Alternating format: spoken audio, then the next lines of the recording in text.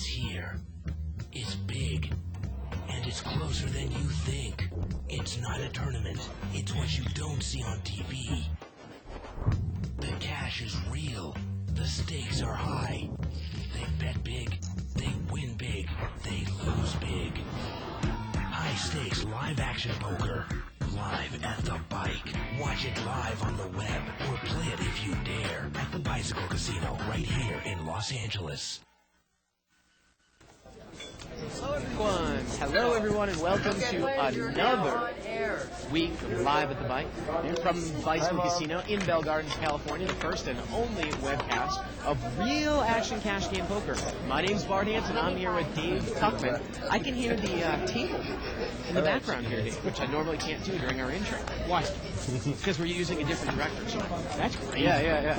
So anyway, tonight's Monday. Normally it's limit hold'em, but we're going to be doing 5-10 no limit tonight. Winning in the green is still going on. The tournament series is still on, so $500 minimum buy-in, unrestricted max buy-in. We've got 4 new people at the table, so it should be a lot of fun. So let's head on over to the table. Let's do that. Let's introduce the table. Yeah, in seat number 1, we've got Dennis, and he is an eye doctor, likes to go by Doc. I call him Dennis, though. Good guy. And he's eating some Thai barbecue chicken, one of my favorites. Seat number 2, we've got Tight Kirk. Kirk, one of the tightest players ever in the history of Live at the Bike. There he is. And Dennis next to him, equally tight. Seat number 3, we've got Jose. Jose's friends with Mo, and I think he's a college boxer. Jose there. Seat number 4, we've got Steve. And Steve with the orange shirt there. Also friends with Mo.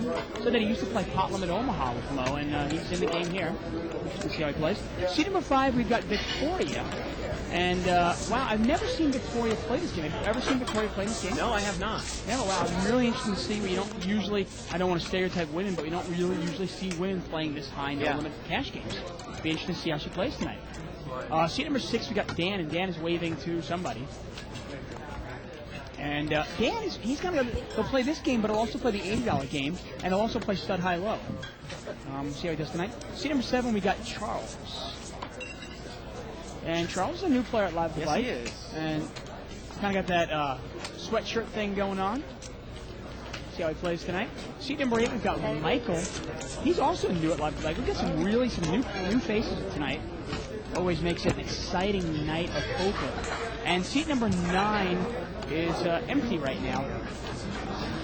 But I know that's Alan. It is Alan. It's going to be Alan. I know it is. So we're playing 5-10 no limit tonight, and we're going to see 3-way action here to the flop. Looks like we had raised there by Michael with pocket jacks, but Doc is flop top pair. 75. And Doc is going to come out and bet as it gets checked over to him on the button. He's going to bet 75 now. And he's going to take it down. Pretty straightforward play. And you look, Michael gets rid of his jacks just like that. Yep, like it was nothing. Again, if you want to keep this show interactive, you can email us at liveatthebike.com. Questions, comments, suggestions, as always. You should also follow a live thread that's started on the internet by going to 2plus2.com. Spelled out, click on forums, World of Poker Tour, and other televised tournaments under tournaments, even though we're not a tournament. Check it out. Follow a live thread that's started by Kev Math every single night. Kind of cool. I hope everybody, all our viewers, actually really appreciate it for, look at it, Pocket Kings and Pocket Jacks. Yeah, Doc's got Pocket Kings here in seat number 1. He's going to raise. 40. He's going to raise to 40, and it looks like the small blind has jacks. And Kirk's got 8s. He's going to smooth call the raise. Yeah. And let's see how Jose plays this. Oftentimes, if a player as tight as Doc raises it up in seat 1, Yeah. and Kirk calls this, I would just smooth call jacks. I Let's see would what he's not gonna do. re-raise this with jacks. Yeah, he makes the call. I mean, you got to know who just raised me out. If it was Corporation Mike raising me there, I would probably re-raise. So it's going to be about $150 to the flop. Here we go, 3-way action. Doc, the pre-flop raiser. Oh, Look at wow. that, a king in the door right there. King, queen, 4 here, couple spades. Now, believe it or not, that's actually a pretty bad flop for Doc. He's not going to get any action. 75. He's going to bet 75 here, Dave. Kind of a half pot size bet. A little bit weak. And you know what? Jose's actually on the button here. He shows jacks. He's not in the small I blind. still like the smooth call by him, just because of who was raising. It was Doc raising, and it was Kirk calling Doc's raise specifically. Right. So, and Kirk knows that Doc is a tight player also, so Kirk's not calling with nothing. Right. Absolutely. Again, we're playing 5-10 no limit, $500 minimum buy-in, unrestricted. You can buy in for whatever you want, Dave. Yeah, this is actually, I know this has been your bread and butter over the past couple of months. Yeah. I like this game a lot as well. I love the unrestricted buying games. I'll play this game, and I'll play the little bigger game, the 10-20 game as well. Yeah. I hope everybody appreciated me and my drunken stupor on Friday. Yeah, we already have a couple comments here. Wanted to update, just a spectator. Can we recap anything that happened after the show, Dave? Yeah, it was actually, if you want to recap, go to liveatthebike.com and you can check out Under the Gun. On the left-hand side is my blog, and I actually wrote about Friday night. Oh, cool. So check it out at Under the Gun with David Tuckman. Go to liveatthebike.com. Limped around here. Seat number 9 had brought a little limp with King Queen, and seat 9, that's not Alan. He is Michael. He's flopped top 2, Dave, and he's going to check it. It got checked to him. It's a limped around pot. He's going to slow play it a bit. The turns of 4. I think he might have even posted there from the middle. No, that's actually Michael. Right, that's Michael Right. who moved out from seat 8, but seat 8 is a new player. He's going to bet 25 now, Dave. So he slow played the flop. The turn was a 4, and he's going to take it down. So seat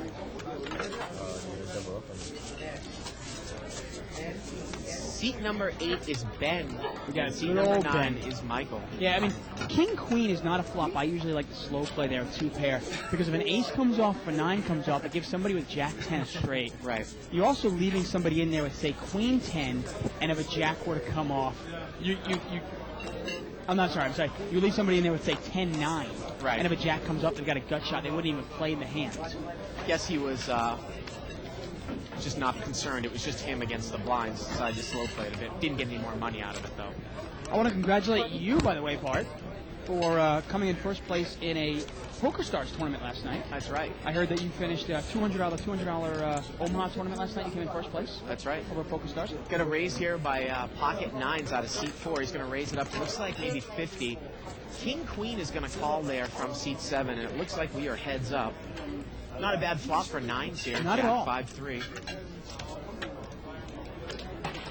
And it went check. 9's checked it in position. Now the turn's a 10, and now Charles has got he's open-ended with overcards. And he goes check again with 9s, and the river's a 4. A lot of free cards there. Well, at this point, I imagine Steve. it's going to check again. Yep, it does. And Steve's going to take it down there with the 9s. A pretty passive play there by Steve. And I might lead from up front with King Queen if it went check, and then the turn comes 10. But Yeah, you might. Definitely. Now, the interesting thing is, now Steve used to play Pot Limit Omaha with Mo, and maybe he's used to having 4 cards. And, one pair is obviously nothing in Omaha. Right. You wonder if that transition to Hold'em, obviously. I saw some people post about my tournament win. I actually went over to a forum over on 2+2 called Beats, Brags, and Variants, and I bragged about my win this morning. Well, there you go. So there you go. I think that's how everyone knows about it. I mean, Omaha is probably your best game, right? Would you say? No, I think No Limit Hold'em is my best game. Really? I'm not. Absolutely. I know you make more money playing No Limit Hold'em, but would you Yeah. say you're a better player at No Limit Hold'em right now than you are at Omaha? I don't know. I think I'm it's not almost like saying- comparing apples and oranges. Okay. Limped around here 5 ways. Oh wow, flop straight for seat number 7. Yep, he's got Jack 10 in the small blind. Looks like he checked it from up front, and everybody checked. Turns a 5. Yeah, nobody's got much of anything. I believe the table is drawing. And Jack dead. 10 has not put any money in this pot, and now the river's a 10. Nobody else has a Jack, Dave, and he checked it again. He checked Jack 10 on the flop, on the turn, and on the river. Not a way to play the nuts Yeah, there. that's the way to play it. Seat number 7 there, Charles. It's funny, Bart. I'm gonna throw this at you. I'm gonna throw this at our viewers because a lot of people wonder. Because I play an awful lot of big pots. Yeah. I seem to get myself involved in a lot of big pots. People suddenly walk over to the table, they look at a huge pot in the middle, and invariably, if I'm at the table, a lot of times I'm in that pot. And people, I had a couple of my buddies come over to me a couple of days ago going, why are you always in the big pots? Part of the reason is I make them big. You're building a pot with good hands, right? Right. When I have a flop like that, I'm going to bet. Right. And oftentimes, because I do give action, because I can bluff, people play back at me. You gotta build a big pot up with your good hands, Dave, to win a big pot. I'm not interested in playing small, little, dinky pots. Yeah. I want to play big pots. I want to have the best hand when I play big pots, and I want to win a lot of money. Jose's brought this one in for a $30 raise here with pocket eights. Victoria is going to make the call here with pocket fours, and we are heads up for about a... Excuse me, Victoria, change that around. Jose limped, Victoria raised, and Jose called. Well, so Victoria's got the betting lead, but eights are going to come out with a little feeler bet. I like the bet here by Jose. He's going to bet 50, and Victoria is going to call with pocket fours. She's got a pair and a gut shot to the font. It's not a bad flop for us. It's about a $200 pot as we go to the turn. Victoria needs a 4 or a 5. Turns a jack. Jose checks. And you know what? Eights can't beat much here. And now, Victoria's going to throw a bet out. I like the way she's played this hand. I really do. Looks like a $50 bet into a $200 pot. That's the mistake she made there. I love the call on the flop. Why raise it? There's no point in raising there. She wastes the turn. He shows a little weakness. Now she tries to take it away from him, but she needed to bet about 150 there. Well, now I think he thinks she might be slow playing a monster here with that weak bet on the turn. Well, you think she raised pre-flop, okay? Right. If she doesn't have ace-king and she has a pocket pair, what can you beat? You think about it, you can't beat 7s or 6s now, and you can't beat any overpair. He makes the call. And the river's a 4, and she makes a set. And she better bet this for value, and she does. She does, wow, $300. And there's, like you said, there's very little that eights can beat there. Well, you start thinking about it. He can only beat, say, ace-king. Yeah. But would she call him with ace-king on the flop? You know, we see some players taking one off, but ace-king's real. It's not very coordinated with ace-king. Again, and he gets away from, this is kind of the ones where you run it back in your head. Look at the board. His ace cannot beat any other pair because it's a set or a straight. Right. And any other higher pair is a higher pair. 9s, 10s. Exactly. Yeah. Exactly. Now, Victoria, I think she really played that hand to perfection. The only thing I would have changed, obviously, is on a turn bet. Make it $125 or $150. She probably takes it down without even hitting her second. Might you check the turn, though, and take a card there? I don't think I would. I think I think if he's bet that, I think I need to bet. Yeah. And if he has overcards, I don't want to give him a free card because I've only got 4s. Dave, also, you know, all those archive subscribers there, they can check out the Inside Straight. It's up on the archives under March. Yeah, the Inside Straight, for those of you who don't know what it is, the Inside Straight is kind of, we're answering your questions. You email us with your strategic questions, what's going on, and we try to answer them in kind of a round table forum where me, Bart, and we take 3 or 4 players and we kind of discuss the questions. Yeah. So check it out. We had a $45 raise here by seat number 7. He's got pocket jacks. And Steve's going to call a 5-6 offsuit here. Victoria's got a jack 8 of hearts here. She already limped in here. It's 35 more to her. She looks like she's going to make the call as well. So here we go. It's about 150 with the blinds going 3 ways. Charles, the pre-flop raiser with pocket jacks. Queen 5-7 here. Well, it's not really the flop you're looking for if you have 5-6, right? Yeah. 75. Now he's going to bet 75 here. From the way that he played Jack 10, if he had happened to flop a set here, you know he's checking it, right? Yeah. Yeah. I don't call. Which usually means this guy's probably betting when he doesn't have something strong and checking when he does have I something. mean, you could be betting king, queen here, queen, Yeah, jack. he could also be betting an overpair, but we'll see. Shows the jacks. Yeah. But you're pretty sure he's not checking. He's not betting pocket queens. No. If I had middle set there, I'd be pretty comfortable getting a lot of money in there against him. Or even 2 pair, Dave. About 2 pair, about 75 there. Definitely. You know. Well, I mean, it's one of those times where if you feel like he's making a move on you, I mean, you actually saw this year when they gave it to me, I think, was it Friday also? Where we saw a gentleman slow play, big hands. Well, then he check raised me on the flop with a paired board. Right. And I knew he was full of it. And so did you. I mean, we had the whole table did. 25. Well, seat 7's going to bring this one in for 25. He's got ace 8 of clubs, but seat 8's got pocket queens. And he's going to re-raise it up to 75. Yep, that's Ben. And he's going to make it 60 total. So mini raise here with queens. Well, that gets everybody else out, and that's going to keep Ben in there, Charles in there. Yeah. see this flop heads up. You got about $130 pot. And we're heads up. Then the pre-flop re-raiser with queens. Here we go to the flop. Well, there's the ace here. Ace 10 deuce. See how he's going to play ace rag out of position. Not a real good flop for queens there. Dan's going to continue with the betting lead here. 65. He bets 65. This is the problem with ace-8 here. You just don't know where you're at out of position. And Charles is going to call. See if Ben picks up a spade on the turn. Might he take a card here? Well, the turn's a 3. That's a clear blank. Might you just give this up here and just forget about it? Or is there a chance you put the guy in spades and you can't let him have a free card? It's a Well, it difficult spot goes to be in. check, check, and the river's a 5. Can you imagine the river will go check, check as well? Yeah, and it does. And again, this is one of the reasons why, ace rag out of position against a pre-flop raise. You just can't maximize your win unless you hit 2 pairs because you have no idea where you're at, right? But he can't bet that. I mean, I guess on the river, maybe he can bet it. Bet it for value on the river? I mean, well, what do you think this guy would be checking ace, king, ace, queen on the turn? He could have been. Some people Set do. up a play, yeah. Some people definitely. do with 1 pair. Again, I was kind of looking over the 2+2 forum in the high limit, no limit section, Dave, and someone had posted up about what exactly controlling pot size is. We talk about how you want to keep pots small when you don't necessarily have a big hand, like, say, 1 pair, but you need to build the pot when you flop the nuts or flop a set or flop trips. Right. So you can win a big pot. Wow, we got pocket kings for Steve in seat 4 and pocket aces for Doc on the button. Wow, that's actually Michael in seat 9. Oh, you're right. It is Michael in seat 9. $65 raise. Victoria's going to call in between with 6s here. And let's see what aces are going to do here. He's Michael. He doesn't have much money behind. Yeah. Looks like he might only have about the minimum. He might only have 500 there.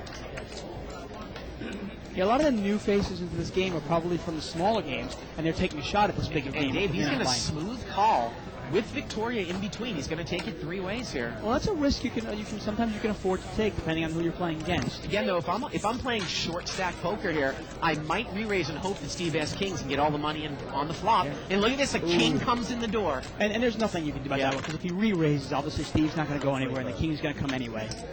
And Steve is going to bet right into the set. He bets 125 with top set. I love the bet. I love the bet, and you know what? The way that Michael's played this, I can't imagine that he's not going to go broke. Well, he's going to just make the call here. But what? I mean, what is he going to? Almost impossible to get away from this Well, one. now isn't it? he's committed so much money here. The pot is about 450 as we head to the I turn. mean, it's a terrible flop for aces there. It really is. Turns a 5. Now Steve fills up. Yeah, and Michael's got 2 outs and only 2 outs. Steve checks it, and now Michael's going to move all in, and Steve is going to call, and Michael needs to catch the ace here, or he's going to go broke. River's a 5. Kings full of 5s are going to take it down. Both players have a full house, obviously. Yeah. But Michael's got 5s full of aces, and Steve's got kings full of 5s. I think that's a quick exit there for Mike. Well, he says lock it up. So And that's we'll just lock it bad up. luck. I mean, really nothing he could have done differently. If he smooth calls there, if he raises there, the kings are going to call him. The same flop's going to come out regardless. Oh. I wouldn't have changed anything. I still would have called. Yeah, and he's saying it himself.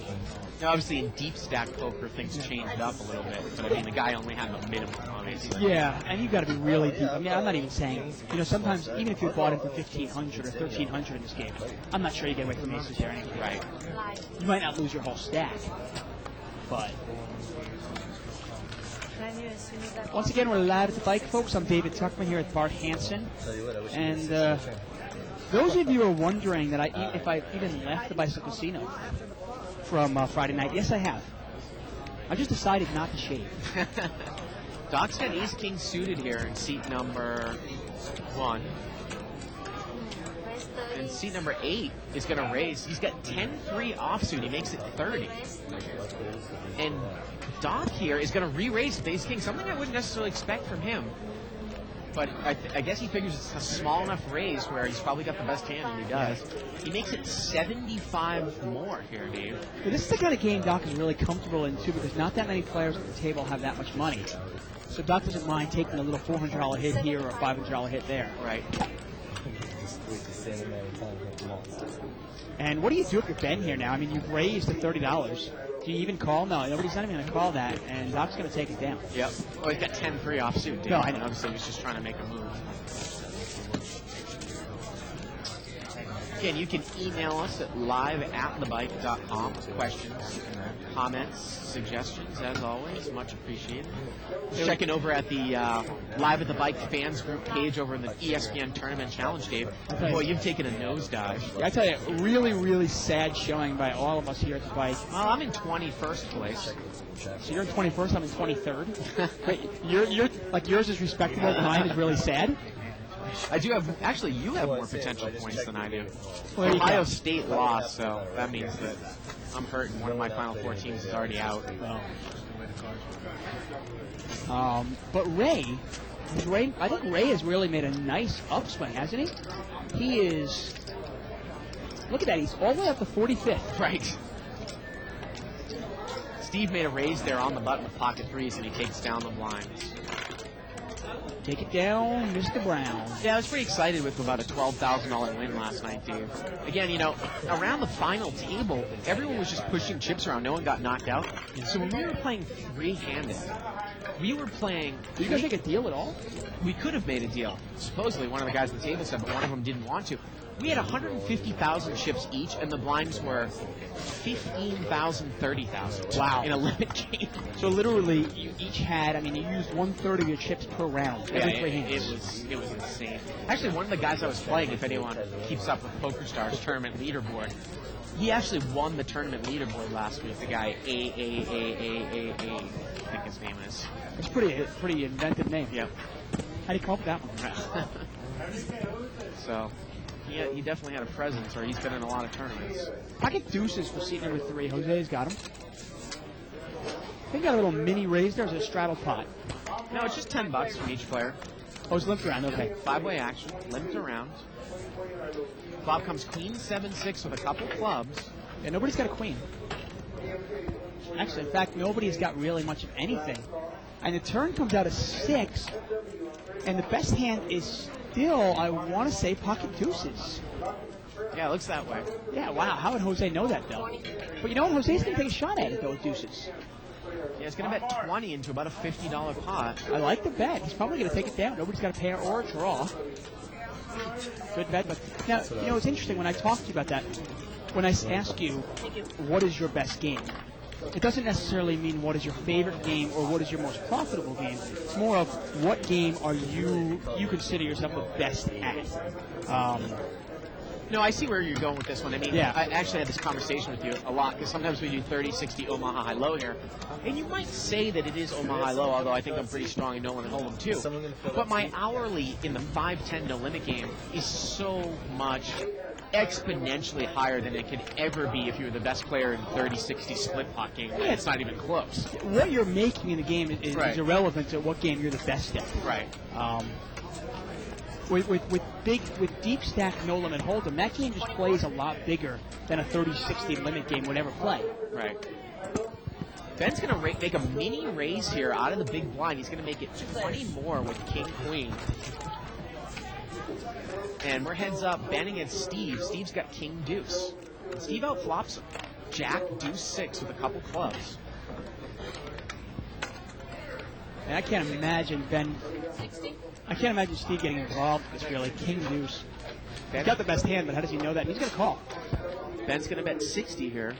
Wow. And Steve calls with king deuce. I mean, he has Yeah. no redraw here. Turns another 6. And it just gets worse and worse for him here. I mean, how do you know you're good? But well, look at that. Ben is going to check it.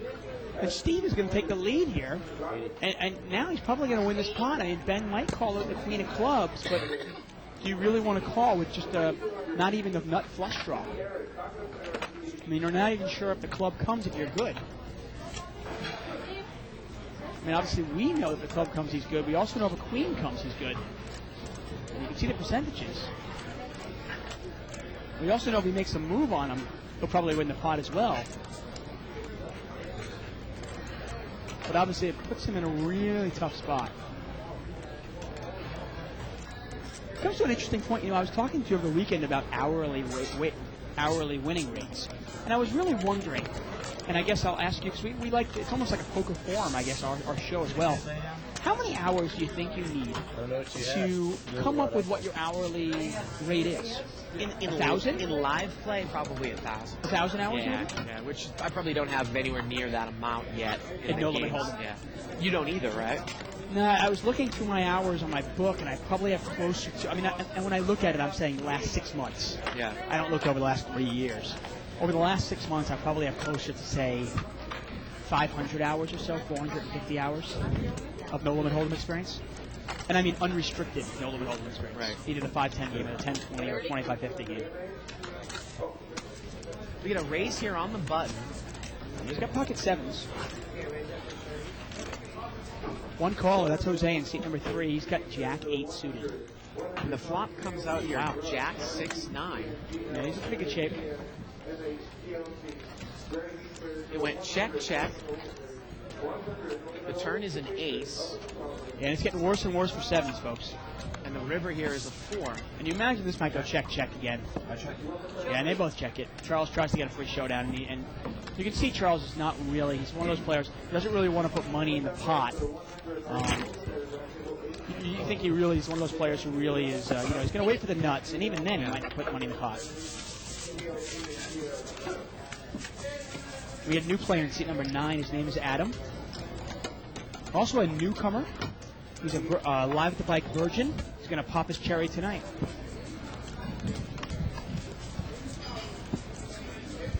Dave, I think we might be having some technical difficulties here, but we're going to stick with it. Technical difficulties in the sense of... In that I don't know if this is going out or not, but we're going to stick with it for the Okay. purpose of the reruns. Well, hey, if you can't hear the show, let us know. Well, I can't really know. That was facetious. Yeah. 5 whites for 5 reds. Heads up action here. 9-5-3, a couple of diamonds. Yeah. Nobody said anything. Check.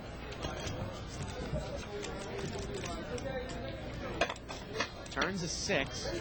Check, check. River's an ace. Yeah, Queen High is good here if it goes check, check, and Queen High's going to take it down.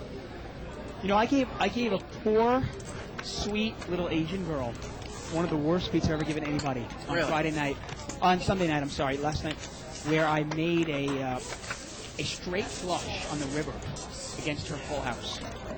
I had 1 out for the win, and now granted, about 90% of the chips went in on the river, but still, I mean, a 1-outer for a straight flush against her full house.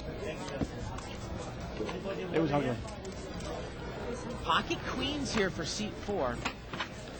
And he's under the gun. He's going to raise. 60. He's going to make it 60. Now, seat 5's got ace queen suited. Victoria. She's got 160. wow. She re-raises, Dave, under the gun raiser. Wow. Look at that. Yeah. No respect at all. Ace Queen suited. That's a hand I'd probably rather call. Bring more players in there. Ace Queen suited is a hand that does play well multi-way. Yep. It puts Steve in a tough spot. I know most people at home are sitting there going, he's got queens, come on. What's he getting re-raised by here? Right. Is he getting raised by Ace King? Is he getting raised by... I mean, basically, you've got to put her on a range of 3 hands, right? Ace King, Ace or King. A lot of people might not do that with ace king from up front either. Ace queen's probably, wow, and king comes off. If she leads forward here, I don't think that Steve's going to get involved. Yeah. And she's going to bet here. She bets 200. And you know what? Her aggressive play is probably going to take this down. Hand to Victoria, we don't usually see women playing this aggressive, and she is really kicking some ass and taking numbers. And Steve tells her, I have queens. And he shows it. And he's going to fold. You wonder if rags were to come out, what would have happened, Dave? And I don't mind that laydown at all. I mean, it's not. I don't think it's neither passive do at I. all. He smooth calls. And if you're playing against somebody you don't know really well, and you're an under-the-gun raiser, and she raises me right away, especially $100 more, I'm putting her on at your aces, kings, or ace-king. Right. And if the flop comes out with a king, man, I mean, I can't beat anything anymore. Except maybe jacks, right? But suddenly you put her on a range of hands, and out of, let's say there's 4 or 5 hands you think she has, out of those 4 hands, I can only beat 1 of the 4. Button moves over to seat 2. That's Kirk. Small blind is seat 3. That's Jose. Seat 4 is the big blind. Action is over to Ben, and he's going to limp in. Seat number 9 is posted. Yeah, the button's over in Seat number 2. yeah, seat number 2. Oh. And wow, look at that. Jose actually was going to muck. Jose mucked out of the blind. Didn't realize he was already in there. And just for the record, he had deuce 6. Well, he would have caught a pair. That would have been it. The flop would have come out like card, like I would have flopped cards. Doc's got top pair. No diamonds in his hand, though. Look at Ronnie. Ronnie gets that flop up there like that.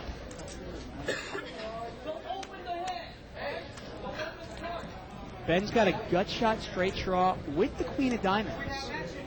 60. But ace 6, Adam, he's going to bet with absolutely nothing. Yeah, he bets 60 here from up front. And Ben has got queen 8. He's thinking. I don't know what he's thinking. Well, he's got a gut shot, and he's got the queen of diamonds draw, and he's going to call, I think. Yep, he is going to make the call. Drawing definitely not to the nuts either way, Dave. No, he's not. River's a deuce. And Adam's got the best hand here with ace high. Even if it gets checked down, he's going to win it with ace high. Right.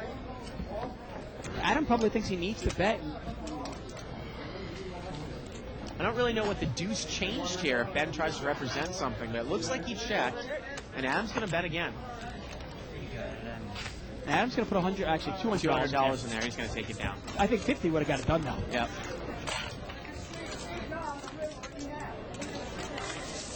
Appreciate Raymond Charles Clark there. Hey, Dave, how was the hangover on Saturday? How was it? I was actually fine.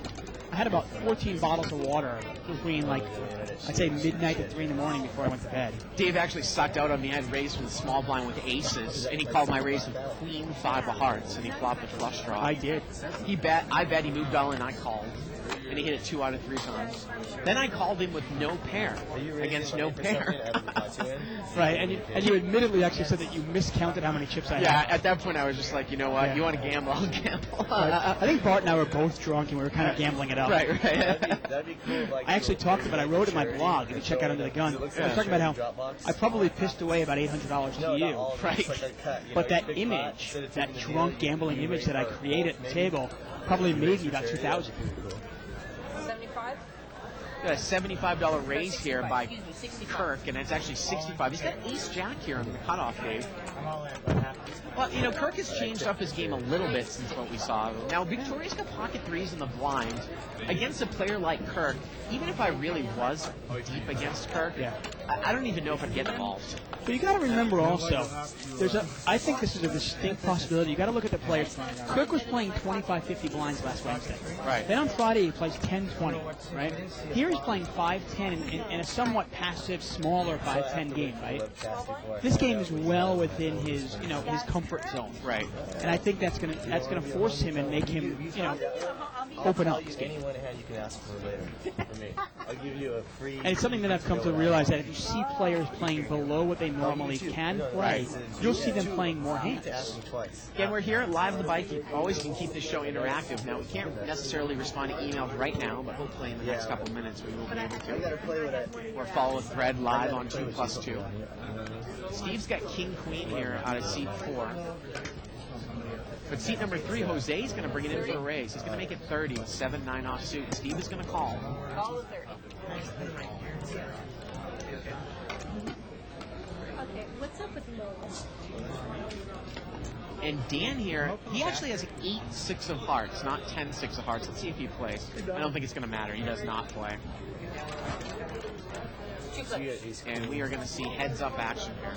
Spades. 7-9 against king-queen. Now, Steve made a smooth call. He's got a queen, and the cutoff bet. Sometimes king-queen can be a trap hand here, though, David. You hit, top pair, but the guy from a cutoff raise, so you might not give him credit for a big hand. And Steve is going to make the call here.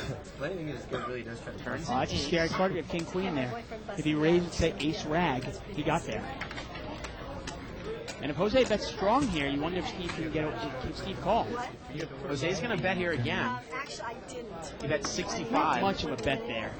I think if that's a great card to push even harder on the turn from up front, Yeah. even if you just have 7-9 here, right? Yeah, I mean, if you bet here, say 150, bet the pot, you probably take it down. Especially you watch Steve the way he played. Steve just showed that he laid down queens with no problem. Well, he's going to lay that one down too. So there you go. And Jose is going to take it down. Well, I'm getting word that if we did go off, we are back on, Dave. So, I'm so oblivious, I didn't even know we were gone. yep. So we are back. Check us out.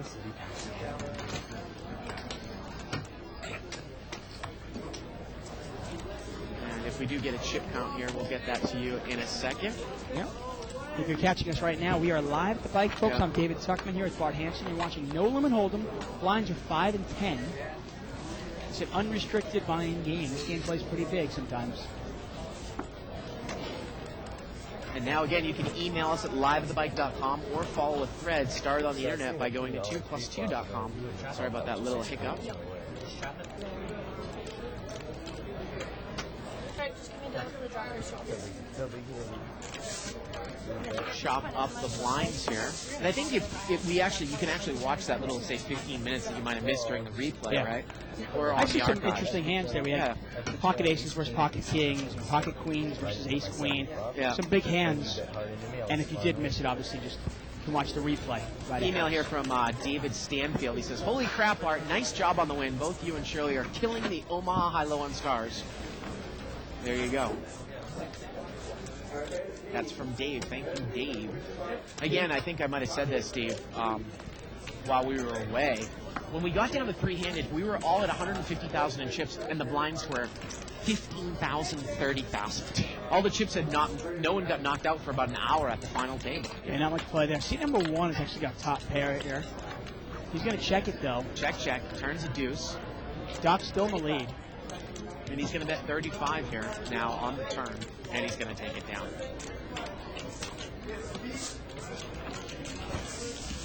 There you go.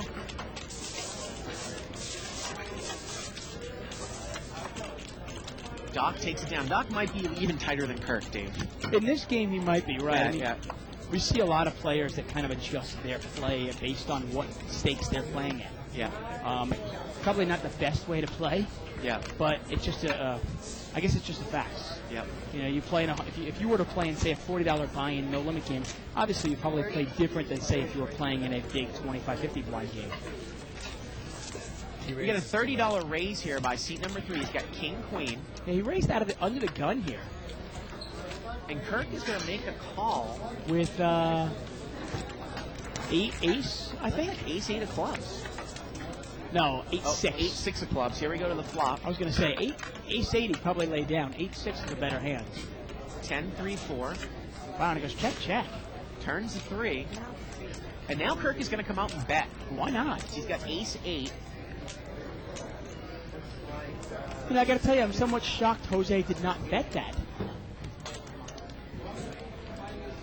I mean, your head's up there. The guy checks it to you. Your hand is not strong enough to win a showdown. I think you need to bet king, queen. And Jose folds, yeah. Button's going to move over here to seat 1. And if he bets that, we know Doc. Kirk's not going to call. Right. Ace 8 was the one there. Kirk bet, and he took it down there on the Actually, turn. 8-6, right? 8-6, that's Yeah. right. I keep saying it was high. ace 8, yeah. Once again, if you want to email us, you can email us at live@thebike.com. Check it out. If you're curious about what happened after Friday night, after my drunken debacle, you can check out Under the Gun, my blog. Go to liveatthebike.com, the website. On the left-hand side is my blog, Under the Gun. And I talk about a couple of hands I had with you, plus tonight. Here we go. Take a look at a chip count here. So this is where we started from right now. And let's take a look at the differences. So Steve up about $1,000. Well, the game started maybe half an hour before the show. So. Well, no, Steve won that big hand, Yeah, aces he versus did. kings. He did. He had kings. Right. Hit his set. Dan's down about 300. How can I resist? We got a raise here by Victoria with pocket 9. She's going to get called in 2 spots. And here we go to the flop. Jack 4-8 rainbow. Well, pocket nines are still good here. Yeah, it's hard for her. See what she does here. She did not bet. It went check around. The turns is 6. Well, at this point, I think she's got to know she's good and she's going to put some money in the pot. Only one overcard there on the flop. And she's going to bet 30 here, Dave. Kind of a real weak bet here, about maybe a little under a quarter the size of the pot. I mean, you kind of put her on either like pocket nines, pocket tens, or maybe ace king, right? But she actually has, I mean, nobody else has got a pair. Ben calls here. Let's see if Ben might be able to use a scare card, a king, a queen, an ace, possibly a 10 here. Well, the river's a 4. That's a good card for pocket nines. Victoria checks. And is Ben going to... I don't know if Ben might be able to get... I don't know if he's going to... The way he's played this, he might not be able to get her off of his hand, Dave. I mean, would he really bet a jack here on the river? He's not that deep, so maybe. I don't think that's going to be enough. He's betting $25. Oh, excuse me. He's betting $120. And look at that. It's a white chip, and she makes the call. Well, it's a great check by Victoria. I was going to say I wasn't sure if it was a good check or not. It all depended on whether she called him. But it's a great check because she induces a bluff. Right. She makes $120 by bluffing, by checking that. Yep. And once again, like you pointed out, the 4 on the river, what is he trying to represent there? Right. You know, we often point out if you're going to bluff at somebody, your bluffs have to make sense. Right. Got a couple bucks out of me, like case 9. And again, if people missed what I said, Dave, I actually went over and bragged about my Omaha win over in the Brags, Rants, and Raves forum on 2+2. Does anybody actually go there to read other people's brags? Apparently. I think a lot of people are into, like, graphs and, like, it's like a variance forum, too, discussing okay. variance. So, you know, people make graphs of how they've done throughout the month and such. That's cool. Well, ace-king suited here for Doc and ace-queen suited for the big blind. It's going to get limped over to Doc, it looks like. Yep, it does. C9 is posted behind. And Doc's going to raise it up to 50 here. Well, I mean, it's pretty no-brainer. There's the cutoff seat with a big hand. He makes it 50 to go. Now, again, Jose's actually in the small blind with ace-queen suited. I mean, some people will raise that. I don't raise Doc there, though. I mean, I smooth call the ace-queen spades. That's about it. Victoria's in there with queen 10 of diamonds. Ben's got a little suited connector. He makes the call with deuce 3 of clubs. And Adam has got garbage. Looks like he's a new player in seat 9. I got to tell you, even for $40 more, I don't look at it and go, hey, I got pot odds. You got 9 deuce, buddy. 9 deuce offsuit. Nice blackjack hand, but not a good hold'em hand.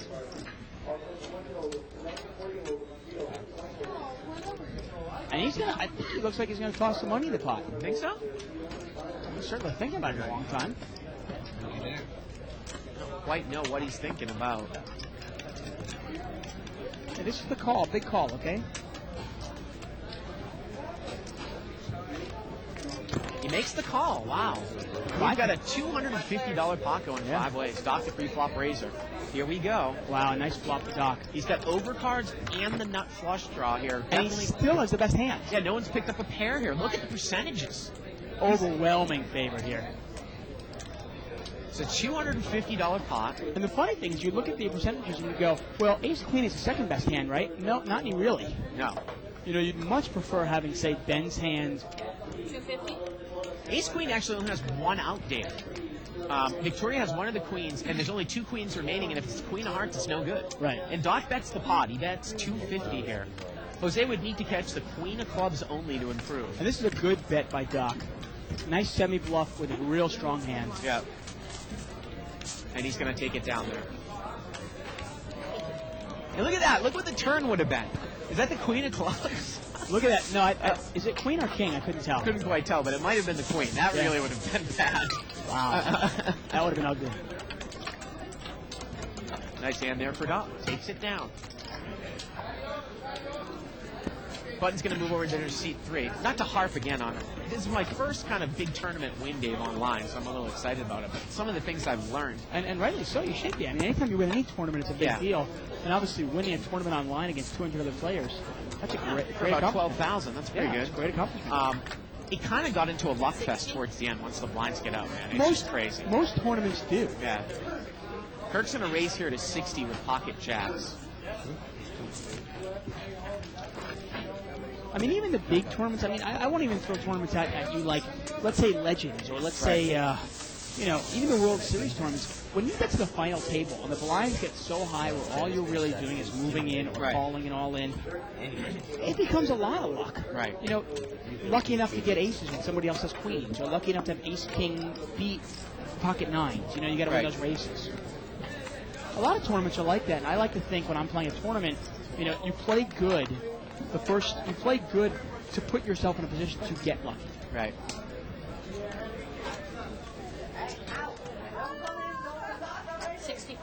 $65 raise here by Adam. He's got pocket nines.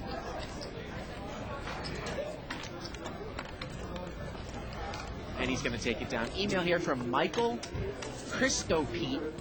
He says, Seat 4, is he seriously wearing that sweater like that with an orange hat? Oh my, seriously, I thought my Java plugin was broke.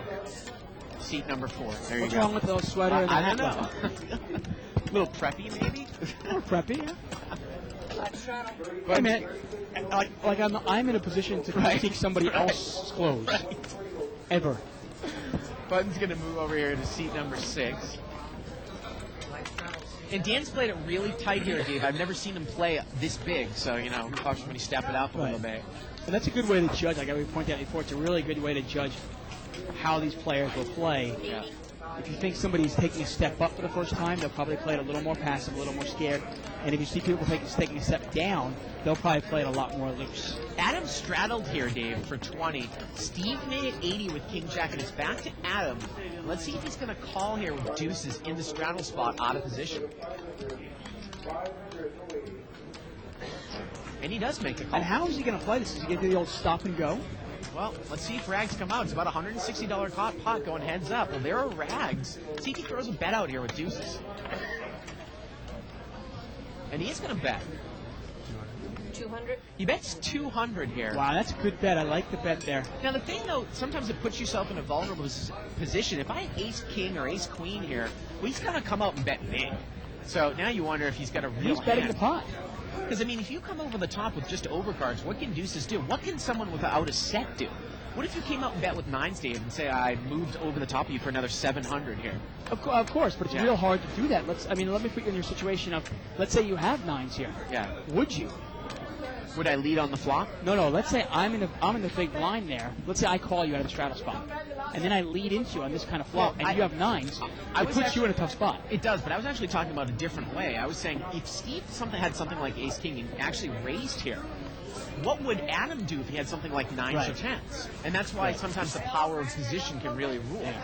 Well, again, I'm going to just throw something at you to play a little devil's advocate. Sometimes the power of position in a no-limit hold'em game or in a tournament is actually reversed in the sense the first person to act often has the advantage. Because by betting $200 there, you really put yourself in a spot with King Jack or even Ace King or even, like, say, pocket sixes or pocket sixes would open into there. Yeah. But a hand like that, you really put yourself in a position that, shoot, what do I do now? Yeah. I guess you could always call and see what the guy does in the turn. Yeah. Bart, what's your star screen name? Well, as always, I like to keep it constant throughout the world of the internet. It's usually live bike or live at bike or live at BK Bart. Pretty much live at the bike bar. Yeah, that's what I try to do. Except on party, and I'm not giving it up on party. Because I've talked a lot of shit in my day on party, and I feel like someone might come after me if I give my name off on party. Okay, there you go. Seat number 9 is going to raise here. Out of the blind here with King 10. Well, he just, maybe he's feeling his oats there. He just won a big pot with pocket deuces. Feeling pretty aggressive. Why not take a shot at it?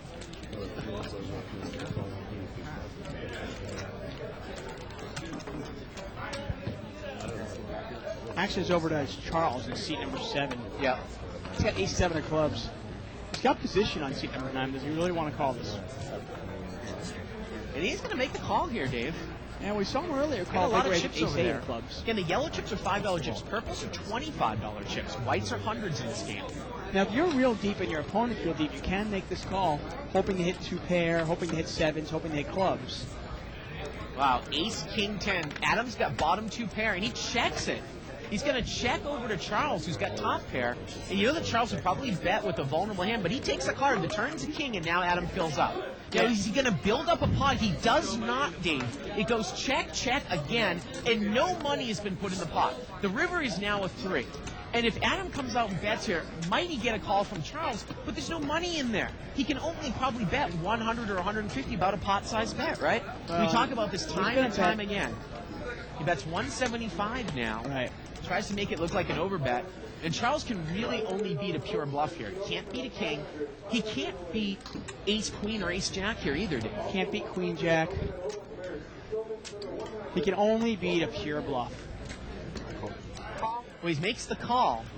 And again, I talk about, you know, and he's going to take it down with the full house, and I'm sure he's going to muse about how cleverly he played the hand. But if he actually came out and led on that flop, you might even get ace-7 to call one time, figuring, well, what if this guy's making this move with 8s or 9s? Yeah. Something like that. I mean, You know? the only way, oftentimes if you want to win a big pot, you've got to build it yourself. If he leads out and bets, say, $50 or $60 in the Right. flop, he might or might not get called, who knows. Yeah. But we saw this guy earlier call with ace-8. So he might have just taken one. He might have said, let me call one time and see what happens. Right. Well, then the turn comes out. Then you can kind of play it a couple different ways. Maybe you want to bet a small one again. Maybe you check it there. Yeah. But at least you built yourself a little bit bigger pot.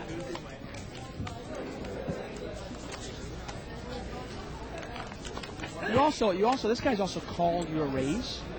I want to hope that the guy has a big hand. Right. I want to hope that he has ace queen. Right. You know, something like that. You might even hope that he has a king. 4 players. Four-way action here. It looked like it was limped around. Ace, 8, jack. Well, Dan's got an ace here, Dave. He's in late position. Looks like he's going to come out and bet. Out of seat 6, he does. And you can tell he's kind of playing on the short stack. I think he bought him for the minimum. He might only have about 200 left. He's going to bet 30. We talk about players being comfortable in their stakes, whatever they're playing, and Right. when you look at a stark contrast, you see Kirk, who normally plays a bigger game, he Right. seems very comfortable in this game. And we see Dan, who doesn't normally play these high stakes. Yeah. He's a little bit uncomfortable. You know, it's funny. I was playing in a game this afternoon, Dave.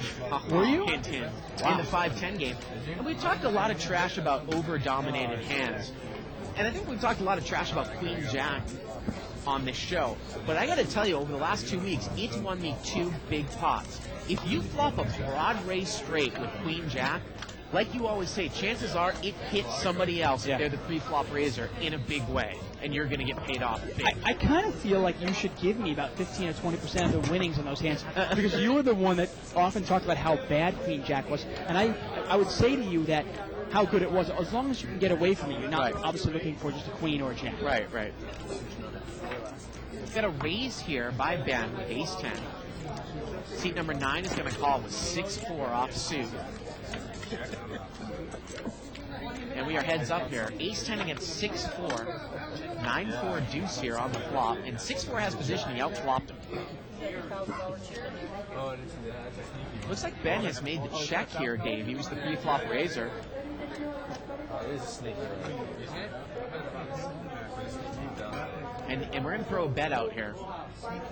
Bet out here by Adam with the best hand. He's going to bet 100, it looks like. Well, I like the fact that he's not like, he's not pussyfooting with the Yeah. bets. He's really putting money out there, and he puts somebody to test. And Ben doesn't have much. And he's going to fold it. Yeah. Looks like a couple people on the 2+2 thread said that they were having a little bit of difficulty accessing Friday night show from 317, that they were having a licensing issue. Just want to acknowledge the fact that I have heard it, and we're going to re-upload it, because I actually kind of had a similar problem. I was trying to look and watch the Drunken Show over the weekend. We'll get There you that. go. We'll get that done again Yeah. soon. It's always interesting. I like to play. There are a lot of hands that you can see out there that have value, hidden value in a no limit game. Yeah. Because when you hit it, it's more likely somebody else is going to hit the hand. Now, like I'll give you an example. If I play 6-7, and the flop comes out 3, 4, 5, 8, say, and I flop a straight, the likelihood is it probably did not hit my opponent also. Yeah. So I might not make a lot of money unless the guy has aces or kings. But if you have Queen Jack and you hit 2 pair, 30 more? or you hit a straight, it's very likely to hit somebody else. Yeah. 30 more? We have a $30 raise here on the button. Damn, y'all We often talk about danger, though. You obviously, if you hit only one pair with that hand, or even if you hit tricks with that hand, you've got to be a little careful. Doc raised it up here with King Queen suited, and Adam called with Ace Rag here, Dave. Well, Adam's got the best hand, but how does he know that? Flop comes out Rag 6-6 deuce, and Doc makes a $50 continuation bet. Look at this, Adam's going to call. Wow. Turns a queen. That's a good card for Doc. Now, might Doc think that seat number 9 has a 6 here, and might he take a card or keep the pot small? Well, he's here? not going to have a chance. Now Like Adam's got going right to into him. He's going to bet 125, which is a little under the size of the pot, and Doc makes the call. And this is the question now. If Adam pushes hard on the river, I don't think Doc can call. The river's a 7. The pot is a... No, it's going to go check here. Or actually, you know what? Maybe Doc might think he's going to bet for value here. Nope, just check. And Doc is going to take it down there with the king-queen. You know, it's funny. Wink, wink. I was playing a hand against John Benetti this afternoon, Dave. Everybody knows John Benetti. John Benetti, yeah. Miami John? No. Kind of... Oh, no, John Benetti. I know Yeah. John Benetti, yes, of course. And I had raised with pocket 9s, and he called. The flop came out queen, 7. He checked. I made a little continuation bet. He did this big-time Hollywood act. I knew he had a queen, and he just called. The turn filled me up on their turn. Turn to 9. And you know what I did. I bet anyways. But even if, say, the turn had come blank, of course I would have taken the card. Right. You know, obviously. So kind of a similar situation. But when the guy comes up, So he checked on you, the turn. you bet. Now, did he check raise you? Yeah, he check raced me all in. I was like, Benetti, I have you. And then he cursed the dealer out, cursed me out, cursed his luck Really? out. Yeah. Wow. You know kind of how he is. We get a race here. It was so funny, Dave. You should have been there. Why did he curse you out? Oh, just for having a horseshoe up my ass. Oh, okay. Adam's going to raise here with 6-3 offsuit. I like that saying. That's the guys that live with. Just for having a horseshoe up my ass. So Adam made a raise here, and I believe that Ben might have pulled the limp re-raise. He's thrown a $1,000 chip out here. Did he declare a raise here? He's made it $250 here, Dave. Well, there you go. Adam has shown the table is starting to think that maybe Adam's getting a little bit out of line. He's playing a lot of pots. He's raising a lot of pots. And they might be onto him here. And depending on how much money Ben has, I might call this. Really? Believe it or not, I might call this just to kind of get that image. Hey, if they want the image, if they want to mess around with this, you know what? Sometimes you got to play back at them. If you're going to play Mike-esque, Right. we'll call it, or Gus Hanskin-esque. Well, you know what? He's going to make the call, but I think the question you're raising is, I don't think he has enough money. He only probably has about $1,000 behind, and Adam only has about $700 behind. So it's a $250 raise. So the flop comes about 4-3 deuce here. Well, you're not necessarily just calling for your 3. You're calling because you're in position. And let's say the card comes out Ace-King. Right. Can you take the pot away from Ben? I'm saying if you're going to play this I understand, way. but I'm saying Ben only has $750 left, Dave. Are you going to call off $250 when the guy only has, say, 3 times that amount behind? Logically, of course not. Yeah. I'm just trying to, if you're going to build up that that metagame strategy you're talking about. exactly. If you're going to build up that image, and every single time you raise and somebody re-raises, you throw it away. Well, hey, Yeah. Well, the pot is about $590 right now. and how did this go? I'm trying to think of the turn here because all the Well, money. flop, I don't think nothing's happened on the flop yet. Right. So the pot is now $500. Yeah, it's actually a little more than that. Again, 8 made the limp re-raise. Limp, $250. Adam raised, and Ben made it $250 to go, and Adam called. Plus the dead money. So it's about a $590 pot. And he's going to bet $500 here from up front, Ben is. And you're in a tough spot here. If you put your opponent on Ace-King, well, you're ahead. But if you put him on an overpair, you've got 5 outs and 5 outs only. And the reason why we're not seeing any money go in the pot, Dave, is because Ben has that $1,000 chip out, so he's just declaring what he's putting in. Right. We pull back on that. We can see that chip. Yeah, we're from just putting another the money angle. on the piece. Yeah. Dan's hand is covering. Oh, there it is right there, that big Yeah. chip. Well, right. And the reason we do that, obviously, is instead of going out and changing the chip, we're Right. going to see who wins this pot, and then we'll worry about it afterwards. Right. Saves time in a game There like it is this. right there. The $500 bet there. But that's, like I said, that's all Ben has behind.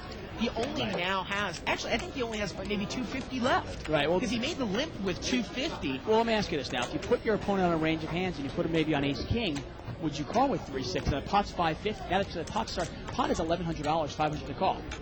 Well, you know, you look at the percentages. probably a push or it's probably a push or a fold here. Well, you think about it. If you think a 3 is good, a 6 is good, or a 5 is good, Yeah. do you call this? I mean, remember, actually, I said he has 5 outs. He actually incorrectly has 9 outs. Yep. He's got a gut shot, and his 2 pair would be good, or trips. Right, which would give him 9 outs, which is the same as a flush draw. Might you actually call this? Or even push? Well, if he pushes, again, the guy only has about 300 left, so there's no fold equity in pushing. 0 fold equity. But if you got to think you got the best hand here. Right, if you just call this, though, obviously you're going to call the river, right? Now, the other issue, though, too, is turn, I mean. especially if the guy has ace-king, if he's got 300 left, he's going to call with overcards, and he has a real draw to the 5, although the 5 would give Adam a better hand. Yeah, the 5 is garbage for him, obviously. And he's going to throw it away. Yeah. And again, I get back, I know you want to give off that image, Dave, but it's just a case where if a guy has made a limp re-raise to 250, and now he only has 700 left, am I really going to call 250 even though I'm in position with kind of a garbage hand? Logically, of course not. Right. There's no question you call. There's no question you lay that. Yeah. My only point is if you are playing like Seat 9 is, and Adam, you kind of make off that like Gus Hanskin, or Mike-esque type of image. Yeah. Once in a while, you do have to call with the worst of it, or otherwise people will just constantly re-raise you and take down the hand. Look at this. We got an email here from Ken Scher. He says, Bart, congratulations on your win last night on PokerStars. I watched you for the last hour and a half. And then he went into some suggestions that I will read on my own time. Well, there you go. So there you go. He said he does feel that Omaha 8 or better is his strongest game. And he finished 7th out of 630 on the World Series or World Championship of Online Poker in 2004. Okay, I'm going to jump over you, Bart. I'm sorry. We got pocket aces here for Kirk. He's going to raise. We'll return to your email in a second. It's going to make it 75 to go. And Steve is going to call out of position here with ace-queen offsuit. Might you just lay this down? I mean, it would be a tight laydown, but to Kirk in the blind? Ace-queen offsuit? Yeah, I'd probably lay that down. Yeah. I'd sooner call with queen-jack suited than ace-queen offsuit. Again, we talk about the power of queen-jack suited. If you flop a Broadway straight here, it would give Kirk top set. Yeah. And look at this. Seat number 7, Charles is going to come in with the queen-jack suited. And if you think about queen-jack suited, it just obviously still in bad shape against aces, but in much better shape than ace-queen. So we're going to see this one 3 ways. It's about a $240 pot. Here we go. Kirk, the pre-flop raiser. Oh, and the flop comes out with the jack. Now is Charles going to get in trouble here? Now, this is exactly what we're talking about. Now, queen-jack, this is not the value of queen-jack. This is not the flop you're looking for. He's going to come out. He's going to lead 100, Dave. He's going to make about a half to about a third pot-size bet here. And again, this is the power. If he were to flop, and look at this, Kirk is going to move all in. If he had flopped a set of 8s there and played it the same way, he'd have all of Kirk's money, right? Yes. And that's the reason why you play 8s that way. That's Right. the reason you bet your set right into the razor. 8 total. And Kirk said he puts seat 7 all in. So Kirk has raised the amount that would put seat 7 all in, which I got to tell you is probably about $900. We're talking about a $100 bet. So the pot now is $300, and Kirk has moved all in over the top for about $900 to $1,000. He's made a huge raise here on the flop. And I don't mind the raise there, because what are you going to raise it up to? You can raise it up 500, and the guy's only left with like 150 anyway. Well, let me throw something out at you. The only danger of what Kirk did here is the fact that you've got a deep stacked opponent who's still in the hand from up front, and if you make a gigantic raise, it almost puts you in a spot where, what if the other guy check raises? You don't get any information out of it, right? That's a good point, right? You actually make a good point there. If seat number 4, and give Charles credit for getting rid of Queen Jack there. Yeah. If seat 4 has flopped a set of 8s, you kind of trapped yourself. Right. Try to get your set. I mean, let's say you raise it up to 300. Yeah. And then seat number 4 raises it to 900. You know your aces are no good. Right. Email here from Greg Ball. He says, I usually play 2-4 no limit online. Recently, I tried a 1-2 no limit game. I find that people call with anything, totally loose play. It was hard to figure out what anybody had. How do you play a table under those conditions? Greg from Delaware. How do you play a table that's really loose, Dave? What's your strategy? Generally, if players are playing, if the table is really loose, then you've got to play tighter. Yeah. And if the table is tighter, you've got to play looser. Yeah. That's obviously a pretty broad recommendation there. Yeah. But that generally works for me. You? Yeah, I mean, I don't have a problem with that. A lot of people say, well, sometimes you loosen up and go along with them, but if you actually sit there and play tighter, you watch like a Kirk do, you just wait and wait, and then you get paid off. Right. You know? You just have to realize that you're going to have to play patient and disciplined poker when a table's really loose and aggressive, and kind of wait for that one or two big hands to pay off. Jose's made a raise here with King Jack of clubs to 30 and get called in a couple spots here. And we got a 3 flush. Too bad we're not doing Jameson shots tonight, because that would be me. King 4-8, all spades. 45. Steve's got the nut flush draw with the ace, but Jose's got top pair. Yeah, Jose bets with top pair, and we got a call here on the button. You know, the funny thing about ace-7 off, I probably wouldn't call that hand for a raise 3 flop. But if you actually raise there on the flop, what can King top pair without a spade do? The turn's a 5. Well, I don't mind the call, though, I got to tell you, because if Jose's probably going to check it, now you get a free card anyway. And he had a lot of outs. I mean, any ace, obviously, or any spade. Obviously, there's a bunch of ways to play it. Now he's picked up more outs. Any 6 would give him a straight. Well, actually, Jose's going to bet it. Wow. Jose's going to he's going to bet, looks like 75 there. How about, that's kind of a pot controlling bet. How about a raise now?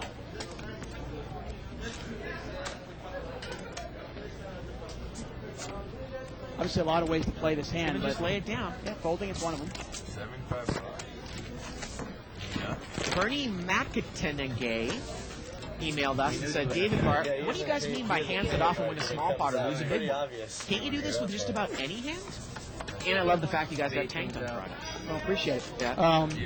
Glad my drunkenness was for somebody. Yeah. Yeah, you know what? We always talk about that, obviously. Yes, obviously, of course, you can win a big pot or a small pot with any 2 cards. Yeah. You can do that with deuce 7. You can do it with ace deuce. You can do it with anything. Yeah. But there are just many hands that are dominated that will often win. If you look at them over time and you keep track of your records, they will more often win small pots and lose big ones. Right. Hands like ace rag, offsuit. Hands like king jack. We talk about ace rag because if someone doesn't have an ace and an ace flops, everyone's going to get away from it. But if you're out kicked, you're going to lose. Right. Well, we've got aces here for Doc David. We've got ace king suited for Kurt. Wow. And let's see how much Doc is going to bring this one in for a raise. Raise, make it 80. He's going to bring it in for 80. And I'd really love to see.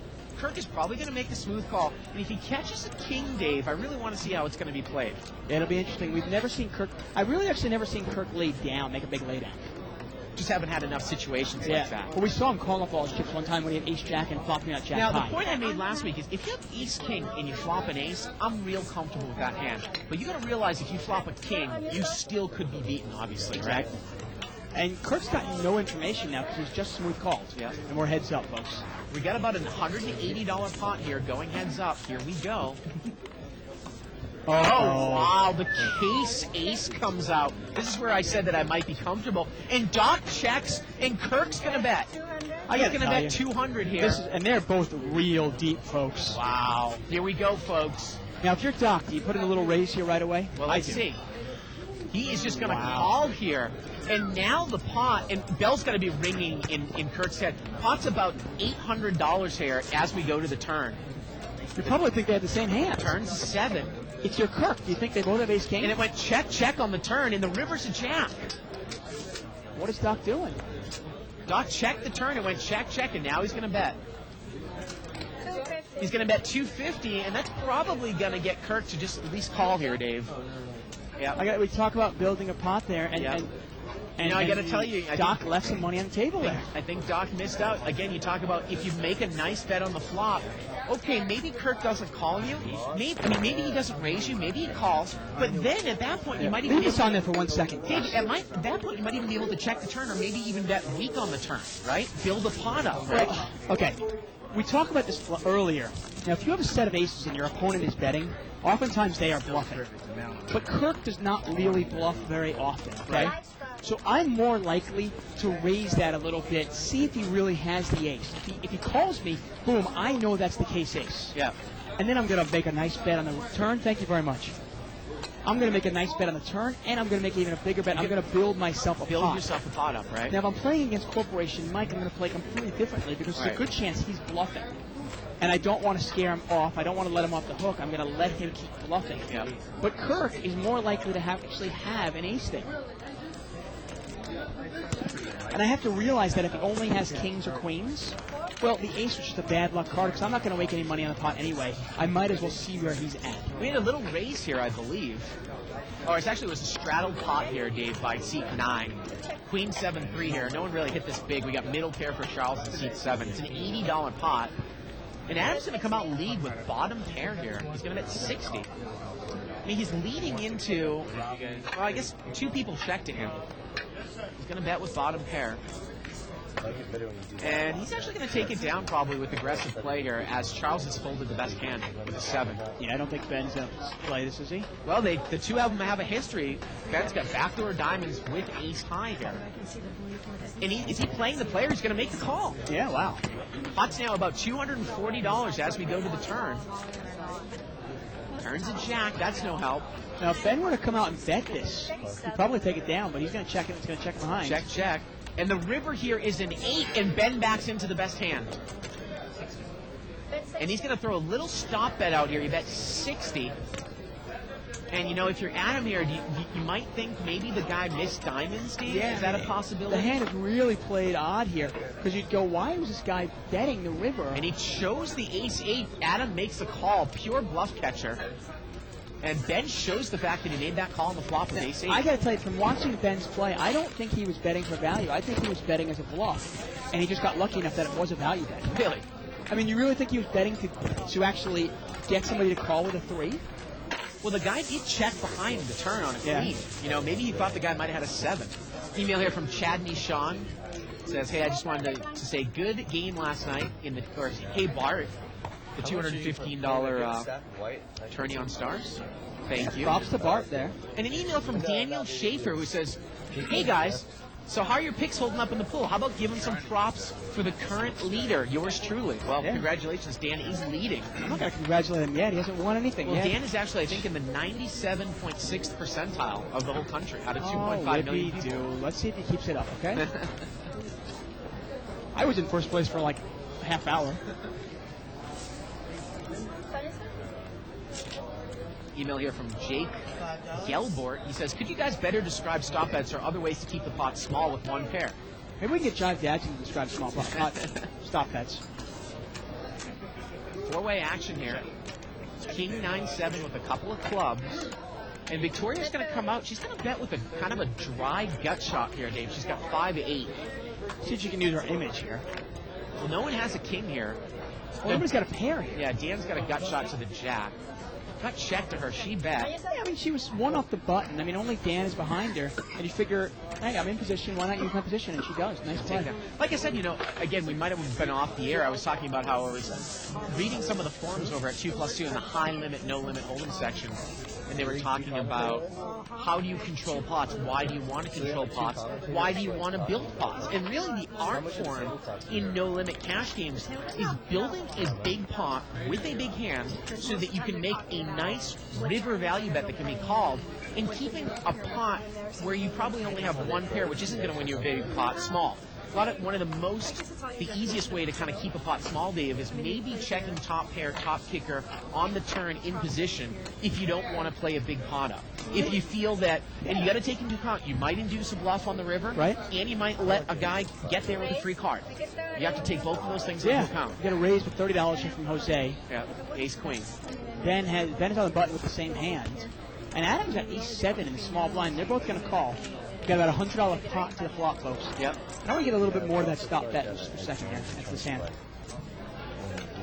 Oh, and look at, there's the ace. All 3 players. Case ace out there. Yep. Not a great flop for ace-7, though. Let's see if he gets away from it. Jose is on a free roll. He's got the ace of hearts in his hand. He's the only one who can actually win the pot if Adam gets out of there. Well, Jose threw the bet out here with ace queen from up front. And Ben is going to raise here with ace queen. And that's going to get Adam out of the hand, I imagine. He does. He's going to raise it up to 150 here. And again, you know, sometimes from up front, when you get raised on a flop like this with ace queen, it kind of puts you in a tough spot. Like you said, you might actually consider possibly sticking around just because if you're deep, you might have the ace of hearts. But remember, Ben isn't deep. So Jose is only as deep as Ben is. Right. But could you put your opponent on ace would he raise with ace king? Might he? Or can you put him on the same hand, or maybe even ace jack? See where Right. you're at. Well, Jose's trying to figure it out right now. Obviously, position is huge there. And you see that, obviously, the percentage is there. Jose has a 4% chance of winning the pot. The other 96% chance, it's a chop pot. But look at the power of position and the power of that flop raise there. Yeah. I mean, what might you do with ace queen here? It's real tough, right? It's tough. I mean, I'm not a real familiar with Ben's style. Right. You know, I might call one more time and see what he does on the turn, see what the turn card brings But him. you don't necessarily mind a lay down here from early position Oh, either. it's not a terrible laydown. Yeah. I mean, it's a pretty tight laydown, to be honest with you. It really is. I mean, you got to specifically put your opponent on a set or ace king. It's not. I mean, It would be a much easier laydown if you had brought that one in with ace jack and the guy raised you on the flop. that's right? one less hand you can beat. You can't even Right. beat ace queen now. But ace queen there, it's a pretty. I mean, I got to be honest. I'd probably call one time and see what happens. Yeah. I mean, you got to specifically put your opponent on a set of aces, a set of kings, or a set of fours, or ace king. Now, Yeah. it didn't re-raise me pre-flop, so I'm not going to put him on a set of aces or a set of kings. I could have put him on a set of fours or ace king. That's only two hands that I'm losing to, really. I think it's more likely he might have a heart draw, but I have the ace of hearts. So the most likely thing he has is probably an ace with, say, either a jack or a queen or maybe a 10.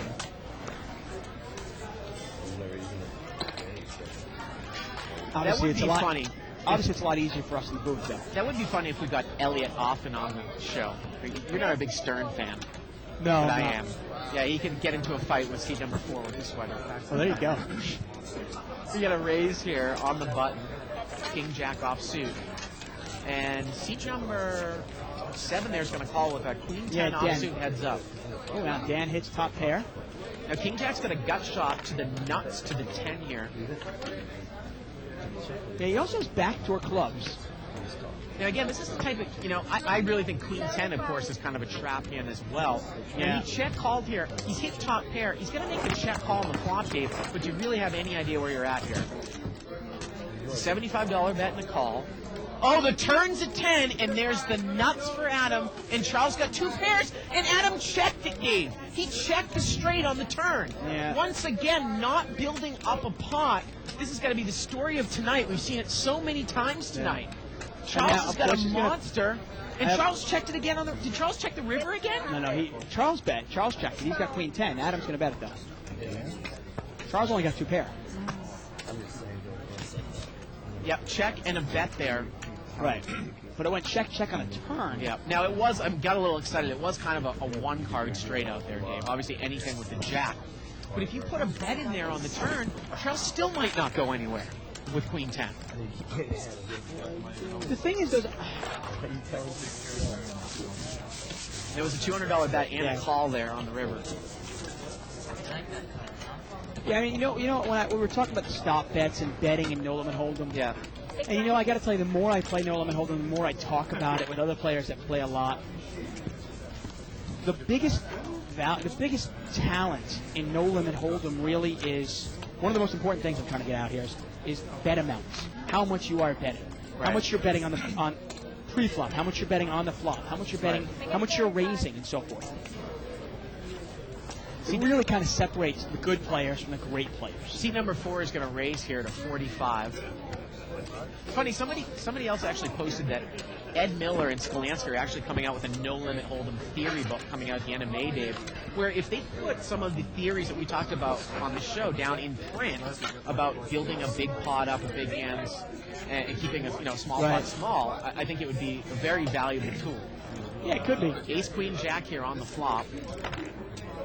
It's funny, I've been checking out a lot of those Sklansky questions in the no limit hold'em high section. Bet 16. And some of his questions are so, theoretical or hypothetical that I just don't see much of a value in some of them. I guess, anytime you get people talking about poker, it's valuable. Steve has come out and bet here with 5-8 of clubs. He's going to take it down there, Dan. I'd love some people to check it out. Go to the no limit high section over at 2+2 forum. If you don't know what I'm talking about, 2plus2.com spelled out, no limit high stakes forum. And Skalansky posted some questions like, And some of the answers to some of these questions, like, if you had kings and you re-raise, and this guy could have this percentage of this time and this percentage of this time, and it basically becomes just a math question. Or sometimes the answer, I feel sometimes, is it just depends, too, right? Yeah, well, it's just a depends answer. But he makes it such a math question, and obviously math is very important when it comes to poker. Right. But when you're playing No Limit Hold'em, you've got to use a little bit of math, and a lot of intuition and a lot of instinct. Get an email here from MedCrew. He actually sent us a couple emails. When are you guys going to play on live? I want to see the BS that you say is true. I want to see if it's true. Subscribe to the archives if you'd like to. Both Bart and I have both played on the show probably a dozen times between the two of us. And you can check it out on the archives. He also wrote another email. Do you guys know anything about Waleed, the guy who coached the winner of the finale event at Legends? The guy that beat Kenna. No, I do not personally know who you're referring to. Well, I know the guy who beat Kenna was being coached. It was limped around here, ace 3-3 on the flop. And Victoria's going to come out and bet here again, kind of using her tight image. She's going to bet 40. We always say about a board like that, it's pretty likely that everybody's missed this, and if you bet it, it's not draw heavy, you can probably take it down. And if anybody calls you, you kind of know you're beat. Yep. Thank you. And, again, more and more I think about this last night, Dave, sitting in my house, winning about $11,700. The more and more I realized that, Did you win last night? This card, the fact that I get this river card as opposed to this other river card at those blind stakes is the difference between $8,000 or $9,000 to me. Boy, what was second place? Second place was 76, and third place was like 43. Right. So I'm surprised you guys didn't make a deal, considering it was all luck. One of the guys didn't want to make a deal. Well, the guy who didn't want to, did he come in third? Yes, he did. And he said that after. He said, "You know what? Because I didn't make a deal, I know I'm going to come in third," and he did. Limped around here, ace, queen, 9 with a couple of spades. Well, Victoria's got the best hand here with queen 4. Dan's got a king 10. He's got a gut shot. The turn is an ace. Actually, Dan is not in the hand. Steve is going to try to put a little bluff bet out there, and Victoria calls, and the river here is a jack. It's a third spade, and Steve just mucks his hand there at the river. Yeah. The interesting thing about making deals in tournaments is, I know Daniel Negreanu does not. And I probably, the more I play, the more apt I'd be not to play. Negreanu doesn't make any deals in any tournaments? I don't think he does. Really? I think that's his long-standing, his stance. But I guess there are times to make a deal when the blind structure gets so ridiculously high compared to how many chips are out there, where it's pure luck. How about in a 15,000 to 30,000, 150,000 chips in a limit tournament? Exactly. I mean, there are a lot of times where you have enough chips to play, and if you do, I can see Negreanu where he says, you know what, I'm a better poker player than these guys. Why don't I want to chop it up? I want to play. I want to win first place. And I can understand his stand. Raise, you get 50. Adam's going to raise it up here to 50. Well, not all tournaments end that way. Sometimes you hear these stories about how some guy played each other for 6 hours heads up. Yeah, well, if there are enough chips in play and the blind structure's not too high, it's great to play heads up. It's great experience.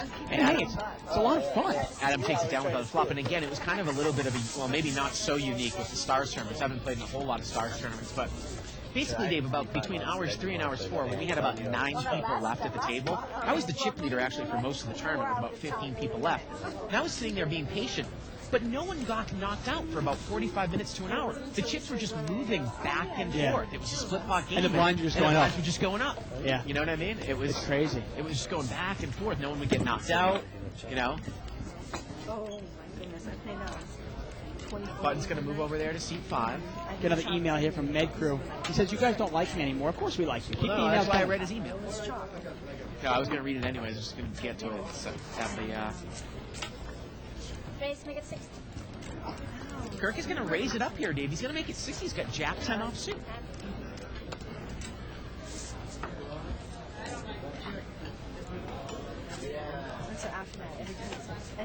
And Adam's got that 63 hand. And C8's got Queen Jack. Now, Queen Jack is not going to get involved, and they apparently are watching Kirk there. Interesting email here from James. Says, poker question. says, how important do you think it is to be proficient in a mixed set of games rather than just being a great no-limit player? Oh, when it's something you just. Well, obviously, game selection is something that's very big when playing poker for a living or try to maximize your value. So sometimes if you find a stale game, like here, you come into the bike, well, we spread limit hold'em, we spread stud high-low.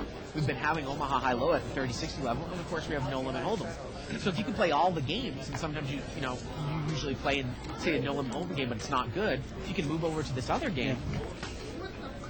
But the thing that I'm finding, though, is usually the games are always good with no limit. So it's, Barry Greenstein actually used to talk about, he said, oftentimes you're playing against players, and if you want action, you've got to play them in the game they like. Right. So they'll play you in the game you like. Right. Obviously, those are a little higher limits, but yeah. Live straddle here by seat number 9, Dave. So it's going to be $20 to call. As always, you can check out over at the Live at the Bike Well, he webpage. raised it 150 more.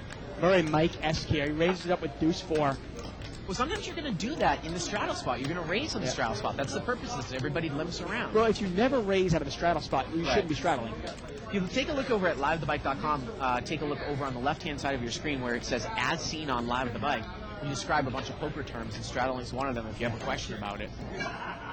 He's made it 150, and no one really has a hand that's worth calling here. But Steve is going to call in position with ace-9. wow. And we've got about a $440 pot going here. And what is Adam going to do on the flop if he misses? Oh, my Look at gosh. this trip force. Wow. And do you bet it? And look at it. He's going to bet it anyway. I like it. I really like the bet here. I think you have to bet it. He's going to bet. It's a gross underbet. He's going to bet weak. It kind of makes it look a little weak there. 600. Not a bad bet at all. I'm on. And look at this! Steve moves over the top, all in, Dave, and a quick call with deuce 4. Oh, wow. Fills up on the turn, and that is what betting your hand does, folks. We say Wow. it all the time on this show. He gets the guy to induce to come over the top with absolutely nothing. Love the bet, and that gets all the money. And Perfect if you example of it. build an image, we were talking earlier when the guy called him with 6-3 and now he makes him move with deuce 4. If you build an image like this, if you don't bet your hand, no money goes in the pot. Well, that's why I used to get on Mike so much, but Mike is really good about this now. Mike used to not bet his big hands, and it wouldn't make any sense, right? And we talk about this all the time. How many times would players say, "Oh, I flop trips. I'm going to slow play and see if I can catch something." Right. No, you bet it. Make it look like you're making a move. See if the player will make a move over you. And look at that. The guy gives him about $1,000. Gives it to him. Make it ace. Hands it to him on a platter, and that's what happens more often than not when you bet your hands, folks. Yep. I don't know why we tell these people this. Terrible. Brian D. Spawn here has emailed us. He says, Dave and Bart, kick-ass show. Glad you guys are doing it. Can you give a West Coast shout-out to Victoria, British Columbia? Hope the show stays on for a long time. Have you ever been up to Victoria? It's actually an island. Never made my way up there. Been to Vancouver a couple I times. tell you, I leave you to reading these emails. It says he's giving a West Coast shout-out to you from British Columbia.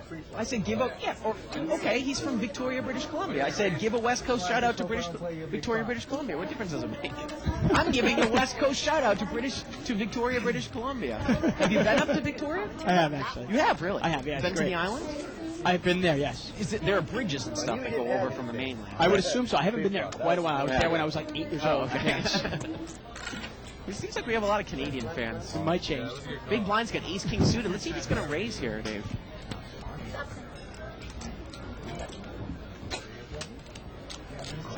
Adam's got ace-king of clubs here in seat 9. And you know what? When you he's play gonna that kind of crazy image, you get paid off. You get more action. That really is like the image that you like to give, and I've seen people... Not quite this much, but yeah. Right. I want people. I mean, if I play it like Kirk, I'll never get any action. Remember, we play with the same players over and over again. I just need to have anything. There are times to tighten up. And look at this. Dan is moving the rest of his chips all in, Dave, with Queen 9 of clubs. He limped, and he moved in for about 100 left with Queen 9. I don't think he was really ever comfortable with these stakes. No, obviously not. And he's in bad shape. Queen 9 against Ace King here. King Jack 8. Well, he needs a 10 now. Yeah. No, it's not going to do it. Ace King is good. There's a 4 hearts out there, too. Yeah, they both had clubs, obviously. Adam takes it down. Yeah, I mean, obviously, I think most most players, if you think about it, you almost want to make people think you're a gambler. Right? You're an action player, but you're not that much of one. And that's why, of course, when you make raises, you follow through with your big hands and your bluffs, because people who are developing that action are expecting you to bet, right? They're expecting it. Spend them, not win more. And I just wanted to go back to James Rangel's poker question here. He actually goes back here and says, first of all, he says, I'm beating you both in the NCAA bracket. Yeah. I guess that's not really any big feat there. Not right now. How no. sad you and I are doing. He says, thanks for doing the show. It's really helped my live game quite a bit. And he says, the commentary that you guys provide helps me to see how other people are thinking about poker. And while he may not agree all the time, it's still very useful. And it's one of the points that I try to bring out, that obviously when Bart and I throw out our opinions on the show, it's just our opinion. It's our 2 cents. And what's great about poker is the fact that everybody can kind of debate what was the best way to play that hand. What's the best way to play this hand? And that can only make you a better poker player in the end. Steve 5 is going to raise here to 30 with Queen 10 of clubs. And Steve is going to call with Ace Rag, and she's hit top pair here.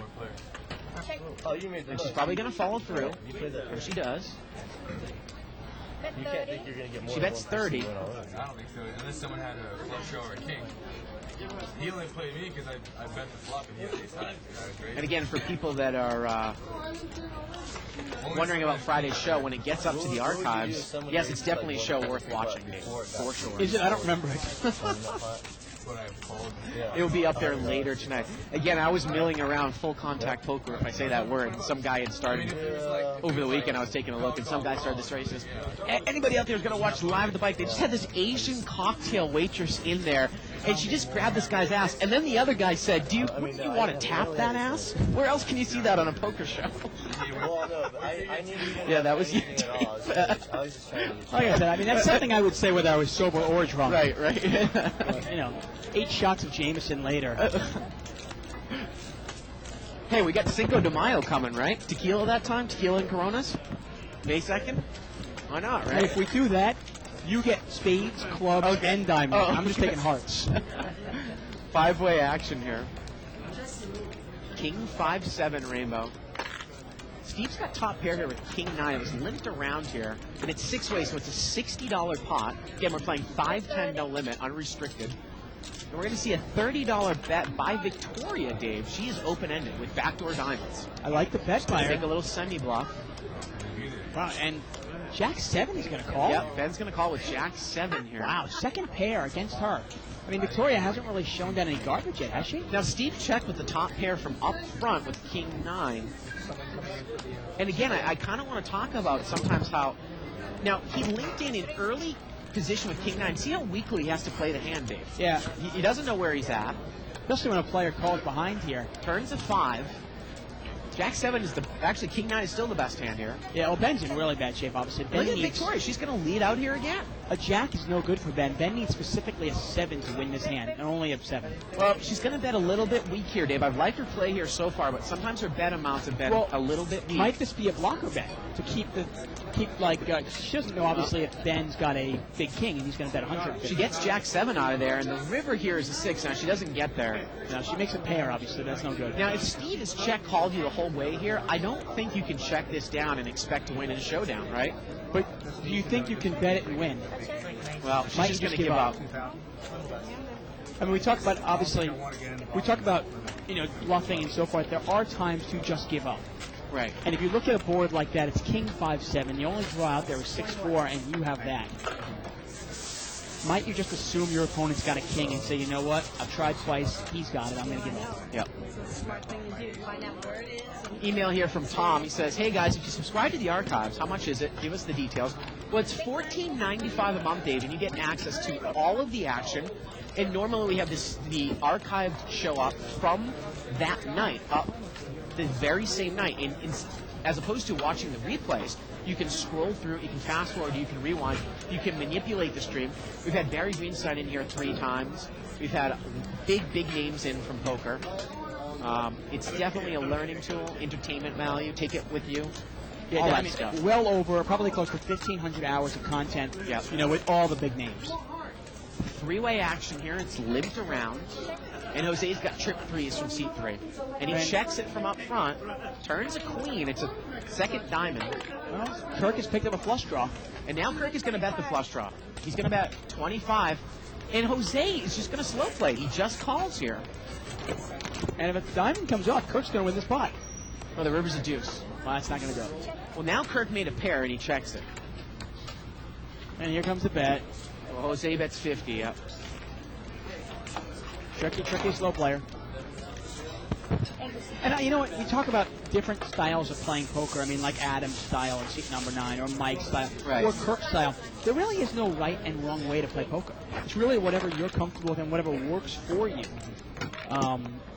I just know, I mean, I know from experience and from obviously watching this show for over 1,000 hours, Yeah. if you are willing to deal with a little bigger, swings in your game, you'll definitely make more money in the long run being more of a gambler. Having that gambling in, say. I got to tell you, this win that last night really has given me the confidence where, if I have the opportunity, Dave, to play the $5,000 event, depending on our schedules here, In the World Series poker? I will play it. The high-low tournament. The World Series Omaha. poker. Yeah, I mean, I think they have like 4 of them. I think they have Yeah. like a 2,500, a 3,000, Yeah. and a 5,000. Yeah. I think you should play them all. Well, I don't. Again, it's going to depend on their schedules and what we're doing during the World Series here. I think you got to play them all. You got it. Well, the great thing, and we're going to take a look at another chip. The great thing about World Series of poker structures is usually they give you a lot of chips with big levels. Here we got $16,000 in chips on the table. Let's take a look at the differences here. Yeah.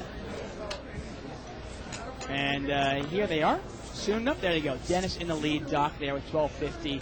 Michael, that's actually Adam in seat 9, and he is up $1,200, and those are our 2 big winners. And, we'll tell it again, Doc doesn't play many hands. He's up, but again, the people that have watched this whole show from the start, I think he really left several hundreds of dollars with that trip aces against Kirk's ace king with the case ace coming up. If he plays that hand hard, Here we go. how does to the Kirk next get game. away from it with ace king? Yeah. Deuce 5-7 here with a couple spades. And Victoria's going to come out and bet here 100 with queen 10. That was kind of cool, like faded up there. Yeah. You see that? See what Jose is going to do here. I think that Jose raised it pre-flop. Victoria called, and Victoria's going to lead out on a ragged. She's going to lead out on a ragged flop here. I like Victoria's game, I got to tell you. I mean, obviously she's got to work on how much she's supposed to bet on certain streets and so forth when the pot is so forth, what is different amounts.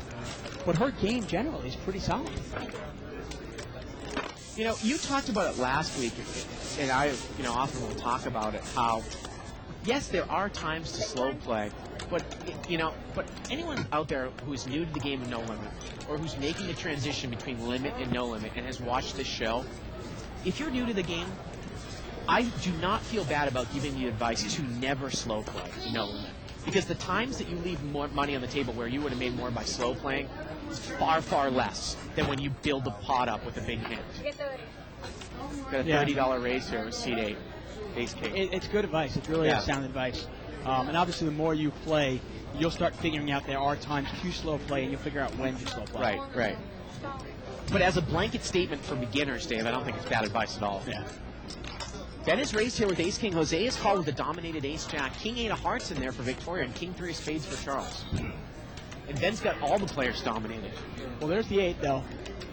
Yep, Victoria outflops everybody. Yeah, and she's going to check it. Wow. Well, she's from up front, Dave. She's in the small blind. Right? 8-4-4 on the flop. And everybody checks. 10. Actually, I'm sorry. Still time on Jose. Gets checked over to Jose. Now, again, we talk about, ace-jack is a dominated hand, but if you're going to call in position and use your position and bet when it gets checked to you, you're not necessarily just playing off the value of your hand. Now, he gets a call here from Victoria. Yeah, the problem now with Jose's hand here is, if you know if he's good or not, how do you know if Victoria has an 8, or maybe is she calling you with clubs? Or a 4. Now, is Ben thinking about overcalling here with ace-king? With a paired board with 2 clubs out there, I mean, he's got the ace of hearts and the king of clubs, so I think it's bad news. I'd be scared that Victoria's sandbagging a 4 right now. Exactly. You get a bet and a call from up front, Dave. And if it comes out of a rag, does Victoria fire into it? See where she's at.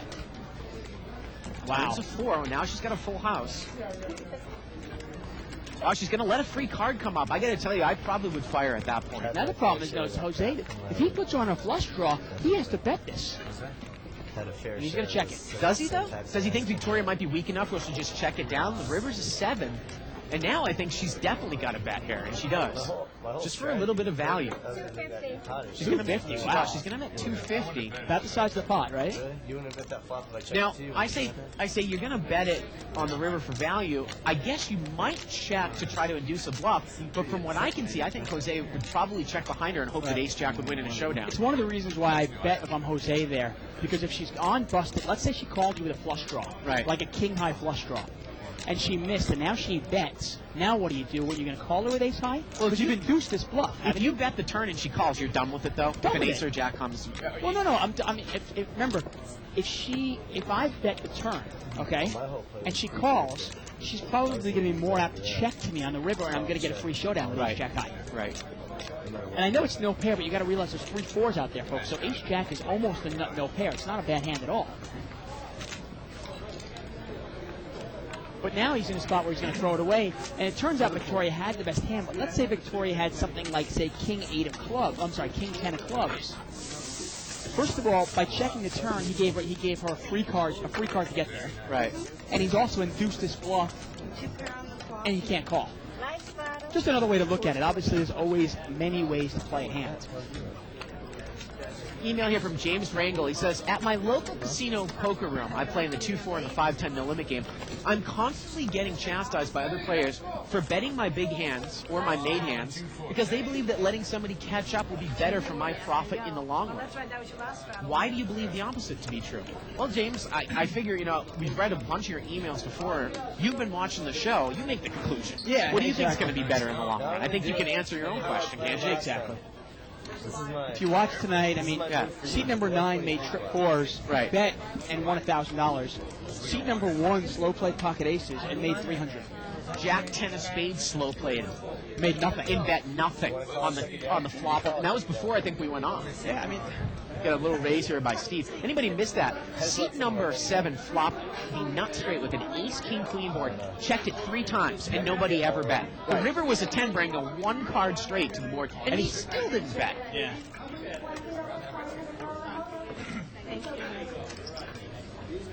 So Steve has raised it here to 100.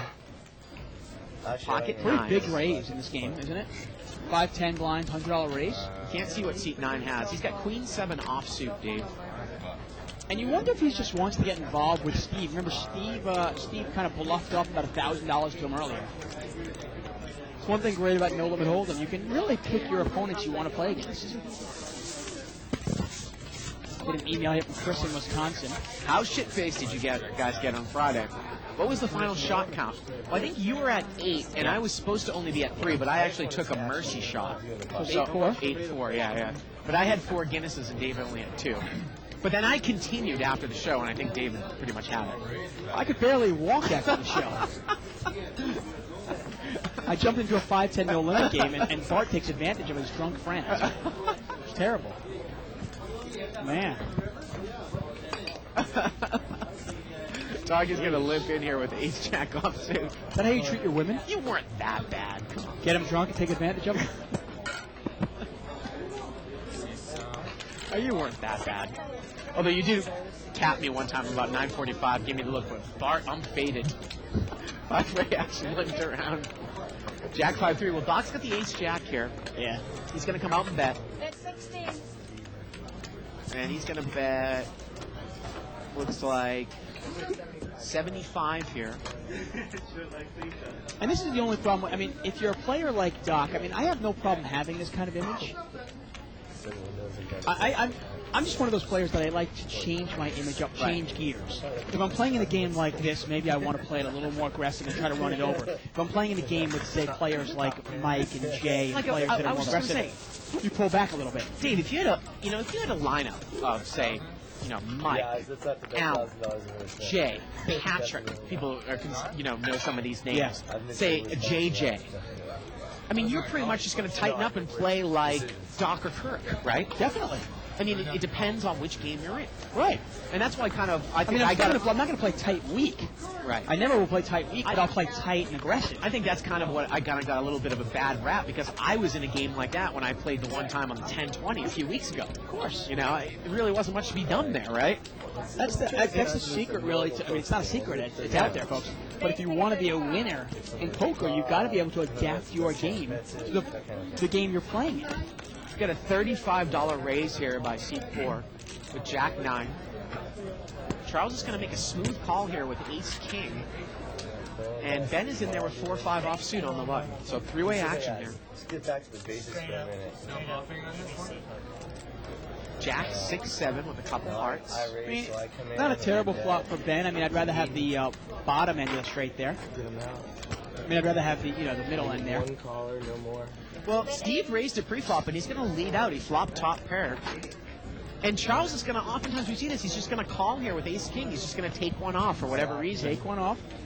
Actually, the more I look at Ben's hand, the more I hate it. He's actually got 4-5. There's a 2 flush out there. Yeah, I don't know. If an 8 comes, if If an 8 comes, he could be, he could lose to 9-10, obviously. exactly. And if anybody has a 9 in the hand, Yeah. if somebody does have, they've got redraw against you.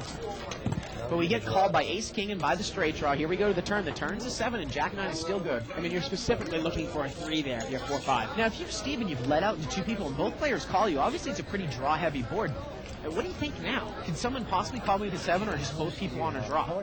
This is sometimes why you're a little bit confused when people call you, because look at Charles. What did he call me? You know what I mean? Sometimes it really puts you at the mercy of them.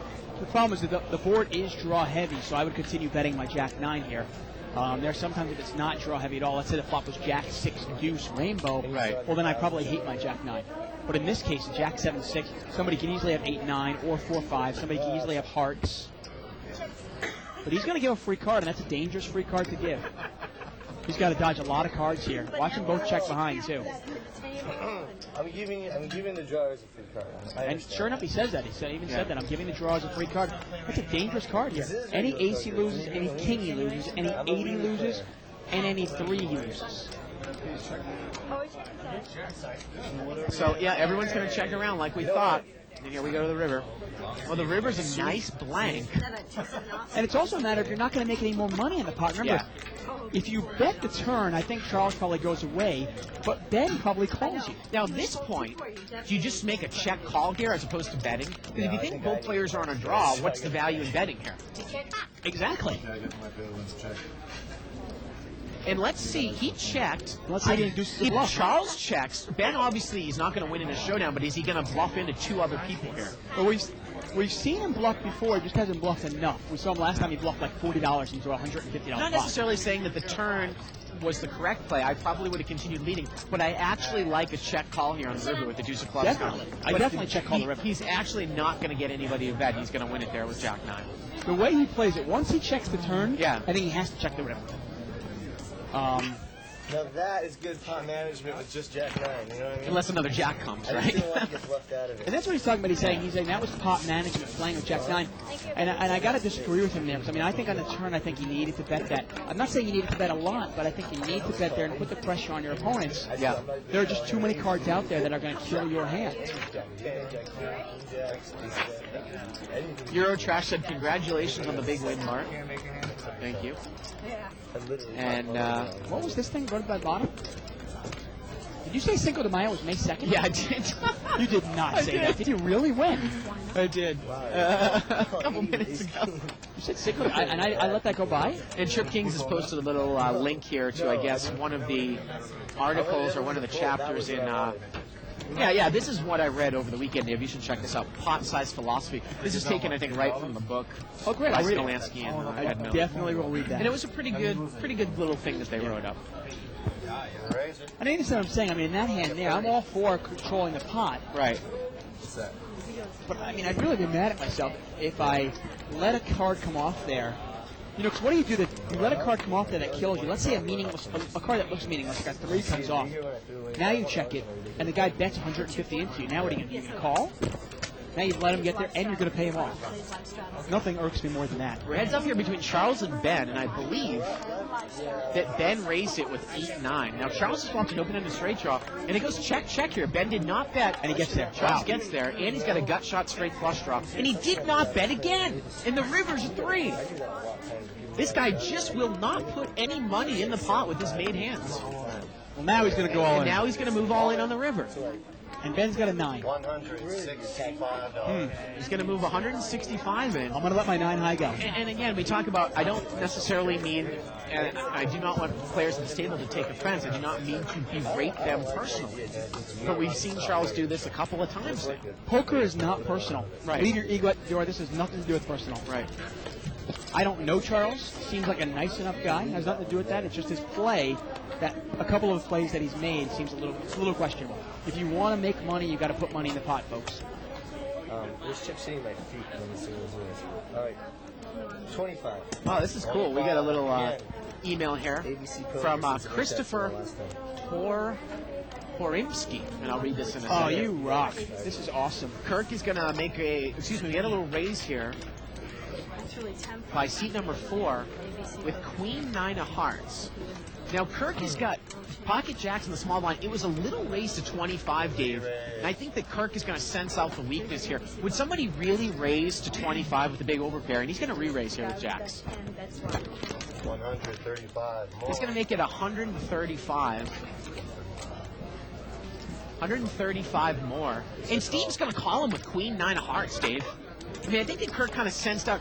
If Steve had made a standard $65 raise, I think Kirk smooth calls in the small blind more often than not with jacks. But because it was a $25 pre-flop raise, he made the re-raise. But Steve is immediately called here. Now, Ben's got pocket 3s. I don't think he has enough money to make this call. And the problem is he's calling the wrong guy. Yeah. Maybe he thinks he's calling Adam, but he's calling Kirk, and Kirk's got him in a bad shape here. And look at Doc get rid of ace queen like it's nothing. And we've got about a $320 pot going heads up. Kirk out of position. Well, there's the ace. Now, not a bad flop for jacks. Ace 5 ace here. Wow, and if another ace comes up, I'm going to shoot Doc, because that would have been a jackpot. And Kirk is going to check, and let's see. Steve's going to put Kirk to the test. He's going to bet here, and Kirk immediately folds. He does not think twice about folding. And the there. turn would have been a 9, and the river would have been a 4. Okay, Yeah. so it would not have changed anything. Yeah. Would not have been a jackpot. And this is Ramstone on 2+2. He emailed this to us. Very This- interesting stuff. Rocks. Yeah. This is the greatest thing I've ever seen. He figured out the probability, basically, of us drinking and how many drinks we would have based on our props. He talked about the probability of a one-suit flop. Black or red is 2.6%. One pair of 6 or 8, 0.45, and 3 6s or 3 8s, 0.0362. Some of the probabilities 3.09% total. Oh, my brain hurts. Just keep going. Multiplied by 2. Anyway, this guy figured out how many drinks we should have. We'll get to this in a second. This Here. is phenomenal. Jose's got queens here. We got a raise by seat 7. Excuse me, by seat 8 with Jack 10, Dave. It gets over to Jose in the small blind, and you'd think he's going to re-raise here with queens. I'd imagine so.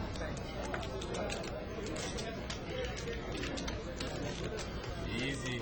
Yeah, with all those callers in there, I think it's a definite re-raise there with queens. 110 more. We're going to make this 110 to go from Jose. Now, the only hand I like against this whole field is Kirk's hand. And would Kirk call? Now, I'll tell you, give you a little insight into my game. If everybody were to fold, Yeah. and seat number 3 were really deep and pretty predictable, I would call it 4-6 suit. You might call this against Kirk heads up in position. Possibly. Exactly. Obviously, not necessarily to hit your hand, and Kirk immediately folds it, but I know what you mean. He had a little gap-suited connector there. I've got other possibilities. Maybe I can outplay him in position. Okay, this is kind of like Keno. Now, it says that the probability of either of us drinking, one of us drinking 0 drinks, Right. 0 shots, is only 5.94%. Right. 1 drink, 17%. 2 drinks, 24%. So that was pretty much somewhere between 2 and 3 drinks is pretty much the maximum. That was probability. Right. Now, you had 3 drinks, which was 22.59%, which is right where you should have been. Right. Now, it decreases all the way down to 0.49% for 8 shots. Wow. So here it is. He said, so it was about 146 to 1. For 8 or more drinks. And I had 8 shots. You know what that tells me? The next time we do the drinking game, we've got to add more to it then. No! Well, you just got unlucky. Come on. Give me a break.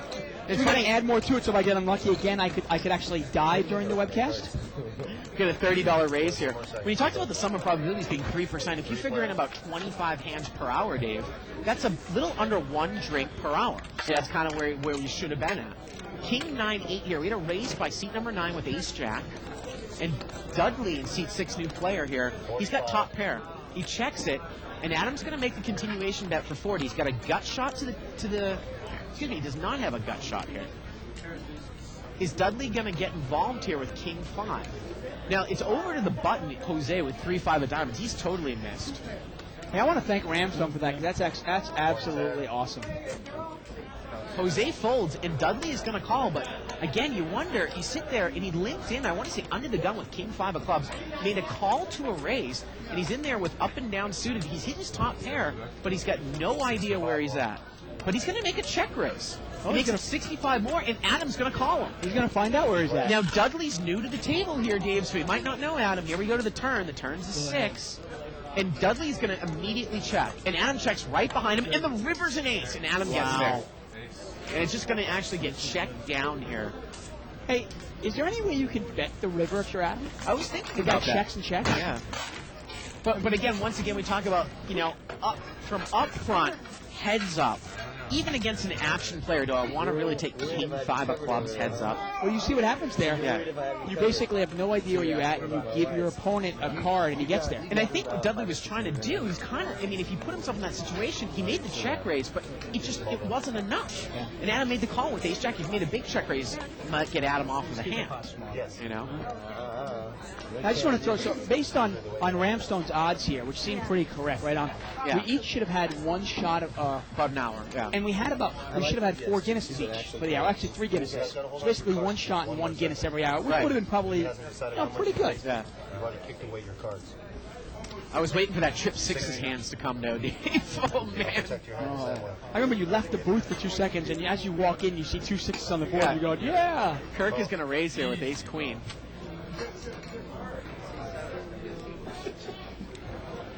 4 players. And we're going to see 4-way action. 3 people call Kirk here. And we have got about a $280 pot going to the flop. Kirk, the pre-flop raiser. Well, there's the ace. Now, is Victoria going to get stuck in this hand? She's got ace rag suited from up front. Well, she's going to come out and lead. 250. She's going to bet pretty big here. She bets almost a pot-sized bet to 250 with ace-8. But once again, tonight we have seen that up and down suited here is going to be real tough to play from up front. Yeah, and this is the problem.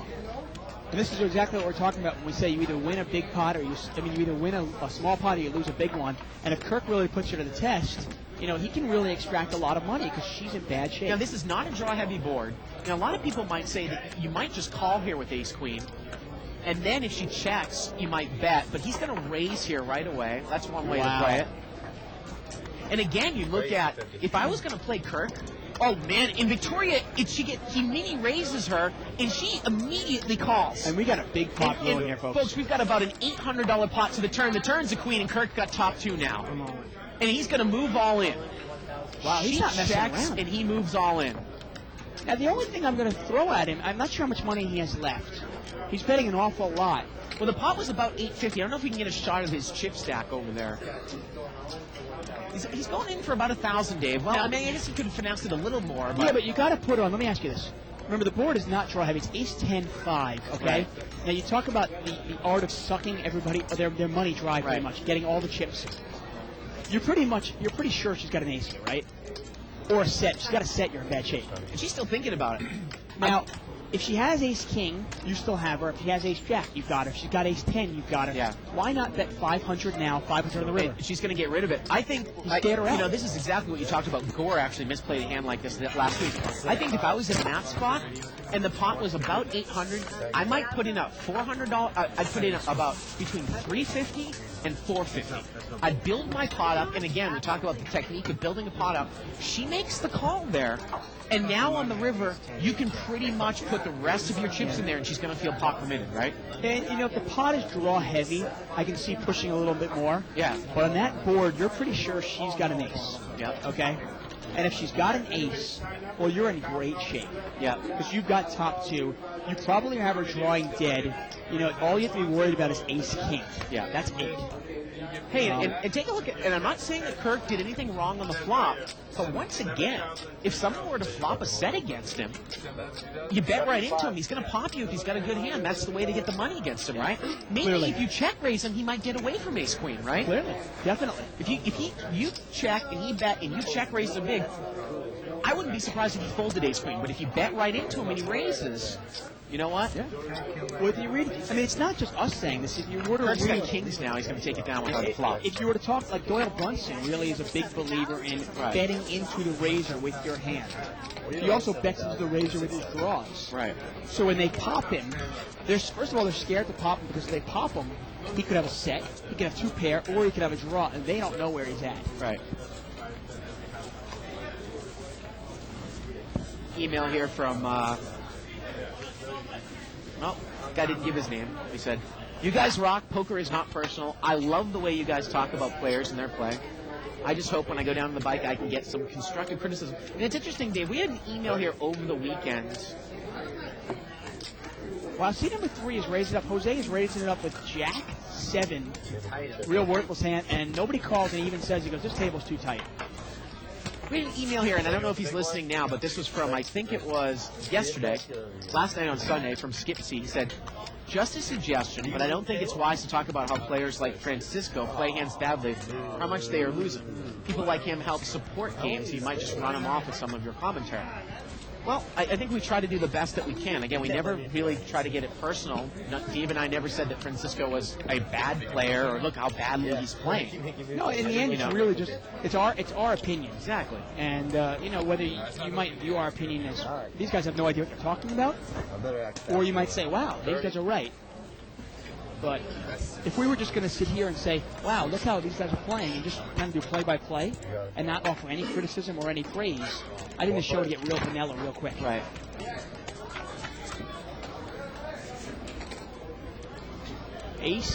Queen, Jack, 8, 2 spades. Ace, Jack's got the best hand here. Nobody has spades. Nobody's got a 9. Nobody's got a 10. Steve's in good shape. He's going to put a little bet out there and see where he's at. Probably take it down.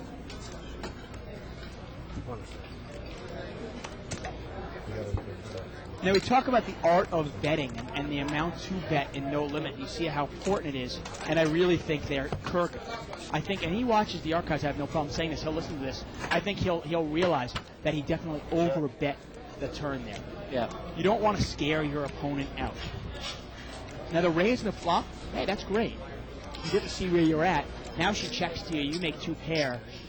If he moves all in there, what's he going to get called by? He's probably only going to get called by a hand that beats him. And in that case, probably a set.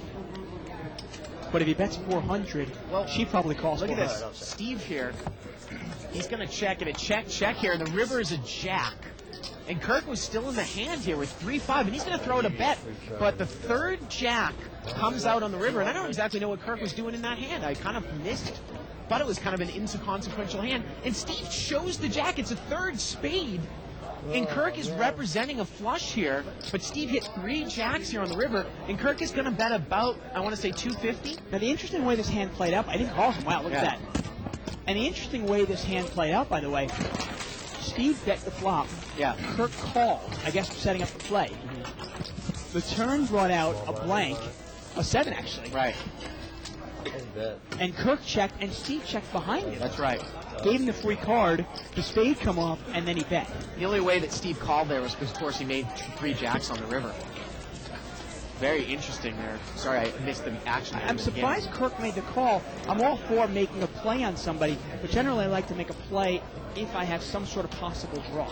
I got another email here from Jake Gelbort, and I like the email. I'm going to read it off here in a second. You get a $35 raise here by seat number 3 with ace-3 offsuit. Seat number 7 is going to call with ace-10 here. Yep. Adam's going to call with queen-7 suited. Again, we talk about raising with ace-rag from up front. It's real tough to play.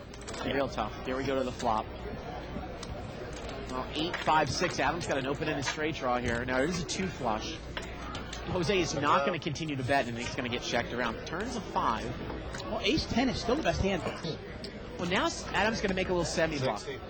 He's going to bet 60. That's probably going to be enough to take it down, I'd imagine.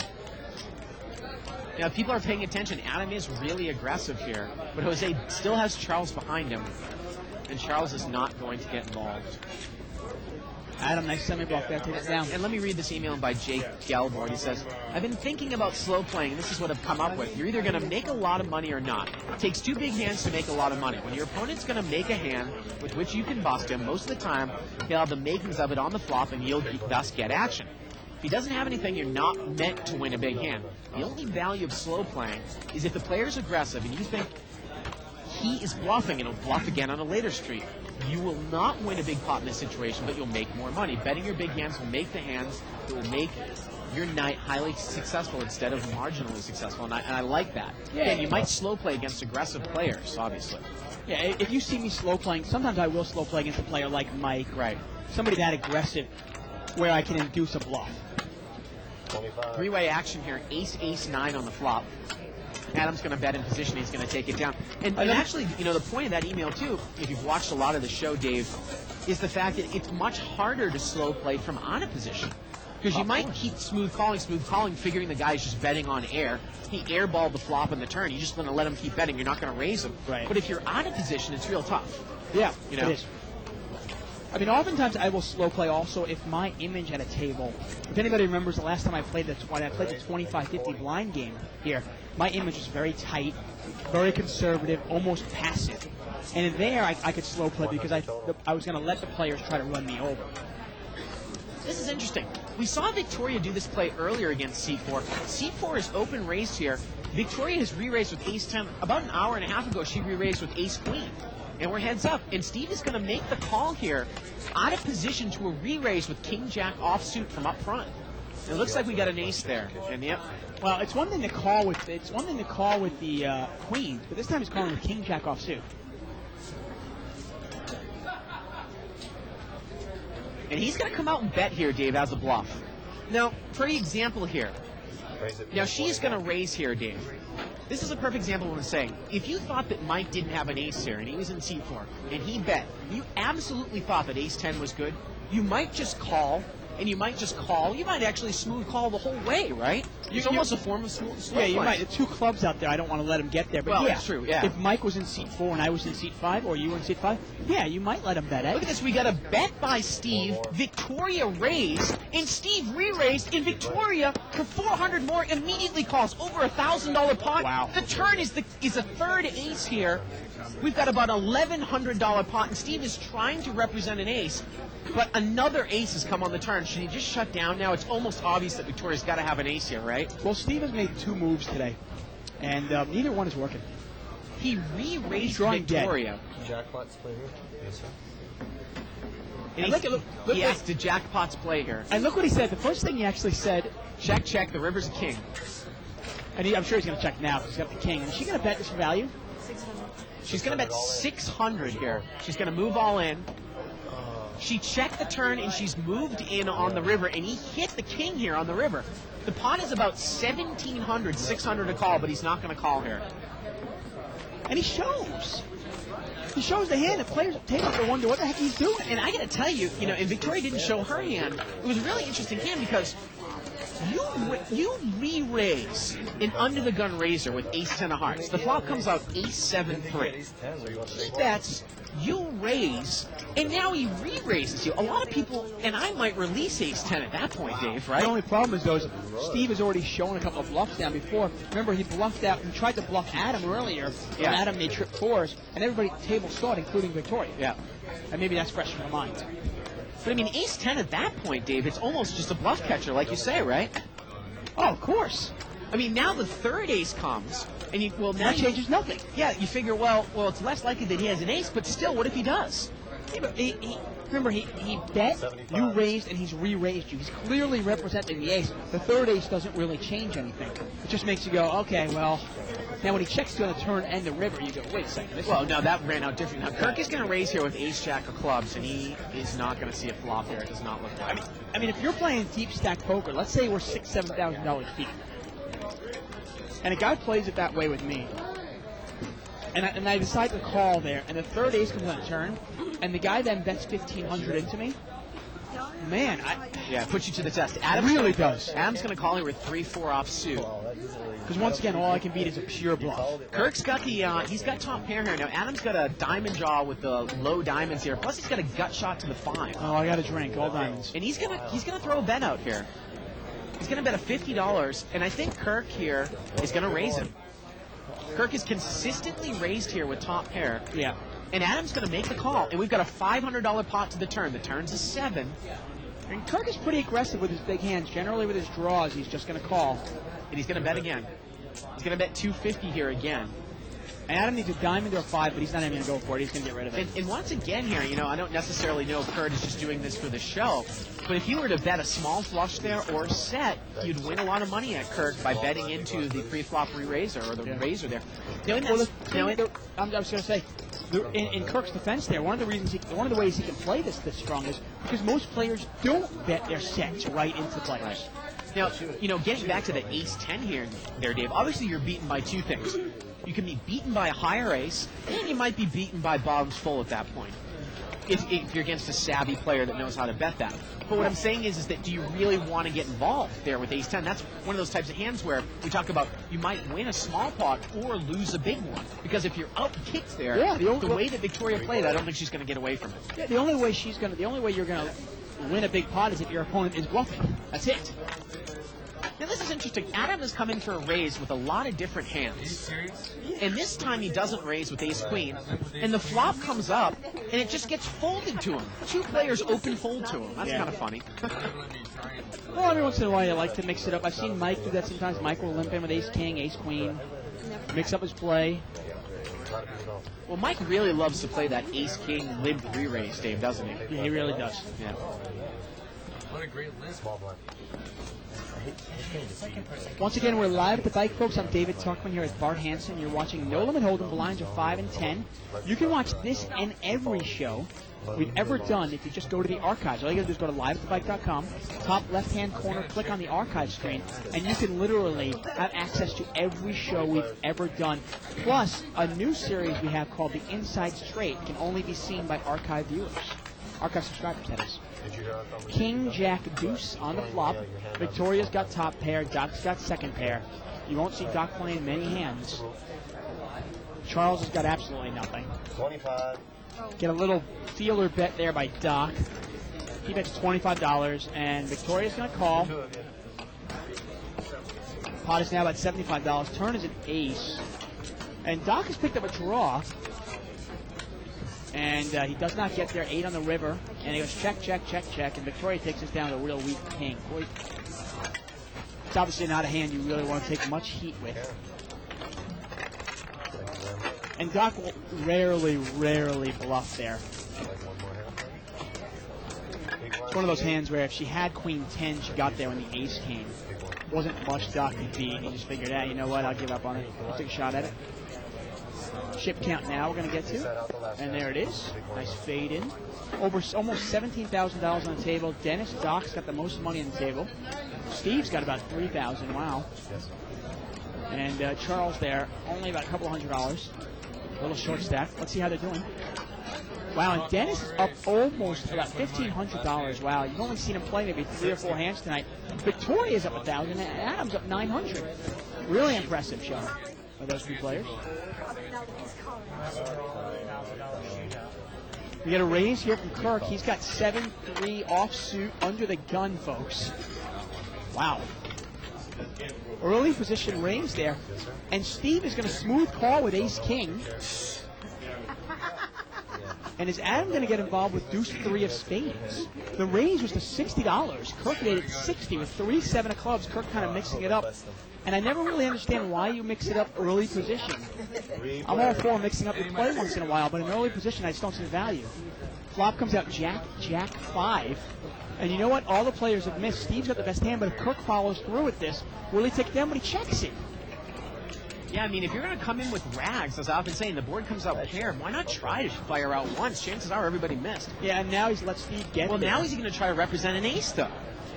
I mean, this is what he's trying to represent, but everybody checks it again, and the river's a 9. Well, is Kirk ever going to try to take a shot at it? No. I mean, what's the value of raising with 7-3 of clubs if you're never going to take a shot at the pot? I'm not. I mean, I actually don't like the raise pre-flop, but if you're going to do that, 150. Well, he's not quite in early position, Dave. I'd say like more mid. no. to Well, late. seat 6 and seat 7 weren't in the hands. Oh, okay, you're right. That's why. He's actually in second position. Now, Right Stevie's at going to put a little value bet in here. He figures, you know, it's checked me all the way. I think Ace King is good here. And he Definitely, bets. I love the bet. He can obviously his kicker's going to play against any other ace. Hey, you want somebody with Ace Queen to call you, Yeah. thinking that maybe maybe everybody thinks they've been sandbagging a jack, and maybe Right. goes, you know what, I'm going to call you in a weak ace. I just an odd play there. I mean, if you're going to raise on the button and you have position with 7-3 clubs, okay. The big line? Okay, we got the button. Just an odd play. I'm not sure exactly what Kirk was going for there. You're gonna take this seat, okay? You're gonna be in that seat. Email here from Brent Cook. The day you guys quit offering your opinions, I'd quit watching. I think that's the case for most of your viewers. So if you have to choose from pissing off players or pleasing your viewers, there isn't really a choice, is there? Well, again, I understand that, but we are not trying to get on these guys, like I said, necessarily personally. You know, obviously, there are different cases for different reasons why people play. Some people play recreationally. Some people play as professional poker players. Steve's got aces here. He's going to raise. Raised to 80. He's going to make it 80 to go here. Yeah, he's going to take it down. Yeah. But the interesting thing is, oftentimes when we're criticizing somebody's play, Yeah. I'm not even looking at the person. All I'm looking at are the cards, the flop, and the bet amounts. Right. I don't even know the guy's name until I look down and go, oh, there it is. Not raising. So obviously nobody should take it personal. No, the next set at aces. The last set was just ace king. Ace King? For You can $10. call it bet on the flop? So we'll wait one minute. Oh, bet on the flop? Come in for free after that. Why don't you call it bet? Oh, yeah, up to like 100. I was aiming at 250. I would love.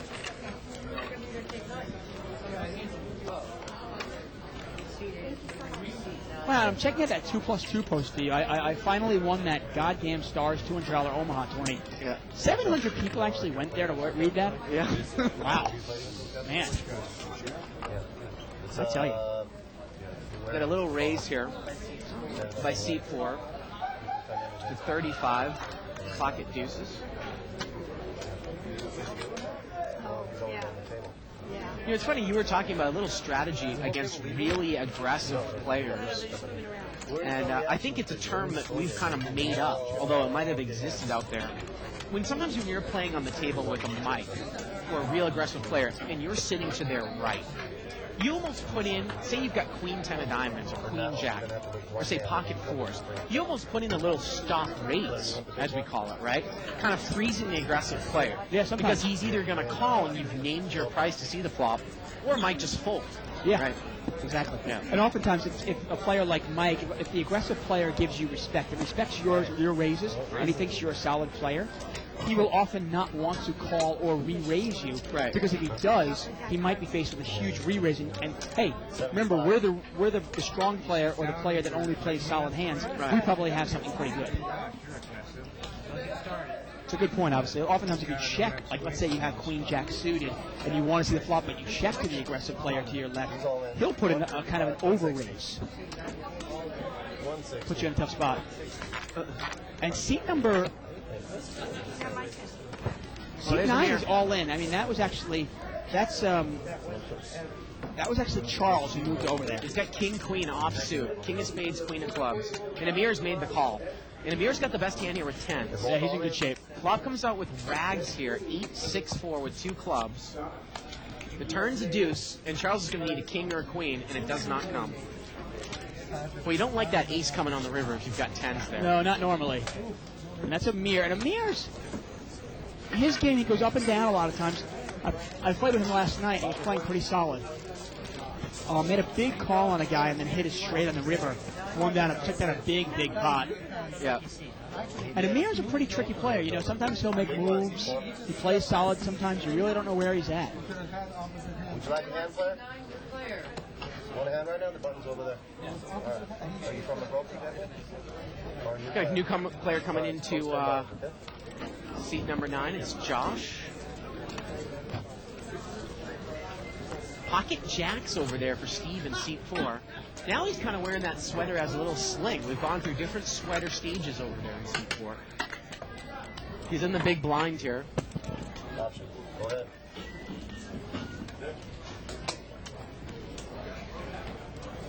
Raise it. We get a raise here by Kirk. 60. It's going to make it 60 to go here. 7-9 of clubs, so he is mixing it up. Now, if you're Steve, how are you going to play this in the big blind? It looks like just a smooth call here. You know, with Kirk raising, I'm probably just going to call there. Yep. And that might bring in I'm sorry, seat number 8. That might bring in Den. He's in there with Queen 7 off. Here we Yeah, go. that hand's got some hidden value. Three-way action here. Victoria is not in the hand. King 6-5. You know, imagine if Kirk were to follow up with a bet here, he might take it down, but he does not bet. Victoria's now in 8, and it gets worse and worse for Steve. You got to think that Kirk has got to represent something now. Once again, Wow, what he is the- didn't bet. And the river here is a deuce. And once again, what is the value of raising with 9-7 of clubs on the button if you're never going to fire? He actually had a draw. He had a gut shot. Yeah, he flopped a gut shot. And, you know, I know Kirk goes back and watch this, and I do respect his game. I like the way that he's opening it up. But I think he really needs to step back and sometimes take a look at himself when he's raising with a hand like 9-7. What can I represent? I thought King 6-5. Okay, I've got a gut shot to the 8, but I've got a major scare card on the flop. If I bet this, I might take it down, and I think he would have. Now the turn card comes ace. If I've checked it there, if I bet on the turn, I'm going to take it down as well, These right? players have checked you twice. You probably have Yeah. best hand in pocket aces for Amir. And he is in first position. He's going to raise right away. He's going to make it 50. He's going to make it 2 purple chips. And Adam's going to call with Queen 7 suited. Only slightly better than Queen 7 offsuit. Seat number 4 here is going to call with 7-10 offsuit. Amir's in pretty good shape here. He's got the ace of spades in his hands. And Also. we've got three-way action here. Oh, look at that. And they're the spades. And we've got a lot of spades out there. Somebody else folded 2 spades as well. So Steve's got a gut shot. Josh has got a flush draw. Amir bets 75, and Steve is going to call out of turn there. So seat 9 knows at least that one person's going to call behind him, and he's going to make the smooth call here in position. Wow, it's a pretty scary board. A lot of straight cards out there, a lot of flush cards out there. Now, is Steve going to chase a gut shot here with a 2 flush? If the 9 of spades were to come, it wouldn't be good, and he folds. Heads up here. $300 pot. The turn is a 6. No help. Yeah, Josh needs a spade and only a spade, and we know there's only about 7 spades left in the deck, folks. Maybe 6. Amir's going to bet 200 now.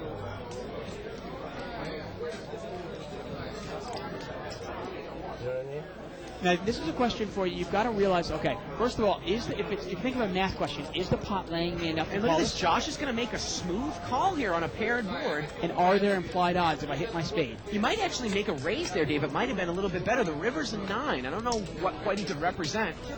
7-10 would have gotten there, and Amir's going to check this now. Probably with the intention of calling, I'm sure. Well, I think he's checking this to induce a bluff. I don't think he's scared. Pot is about 600. Actually, the pot's $700 now. Yeah, and Adam's only got about 350 left. Yeah. And this is one of those times where you just got to give up, folks. I love the check call here, especially against a guy that's not that deep. He's going to bet, and that's not going to do the job. He's betting about $250 into about a $700 pot, Same call. and Amir makes the call. Cards, man. Yeah, and that's a great check there by Amir. You know what? Yeah. Amir has a lot of experience playing no limit hold'em. He's played a lot in the past 6 months, 7 months, and that was a great check there on the river, hoping that this guy had spades, missed it, and he checks to induce the bluff. And actually, you know, I said that you could maybe represent a 6 there. You might definitely represent top pair if it pairs with your flush draw on the turn. But then I'd take a look over at seat 9's chip stack. We're not necessarily privy all the time to how deep these players are at that moment. You don't necessarily know if there's a whole lot of fold equity against a player like Amir when Amir's holding aces in that Yeah, case. really, there really is none. You know, I mean, if you've got $1,200, $1,300 behind, and you can make a nice $700, $800 bet, nice pot size bet, sure. But we talk about it, you know, there are times to just give up. You know, you just got to realize that there's no point putting good money in chasing bad money.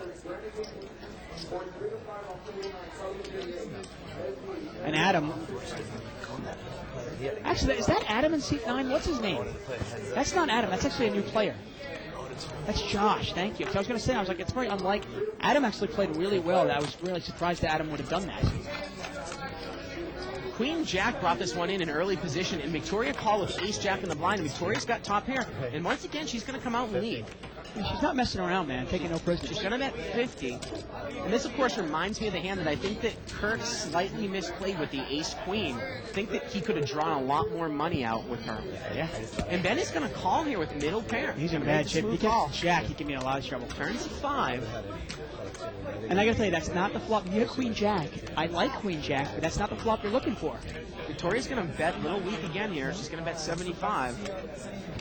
And get a call again, you think? I mean, Ben's got about that's $1,000 chip behind, by the way.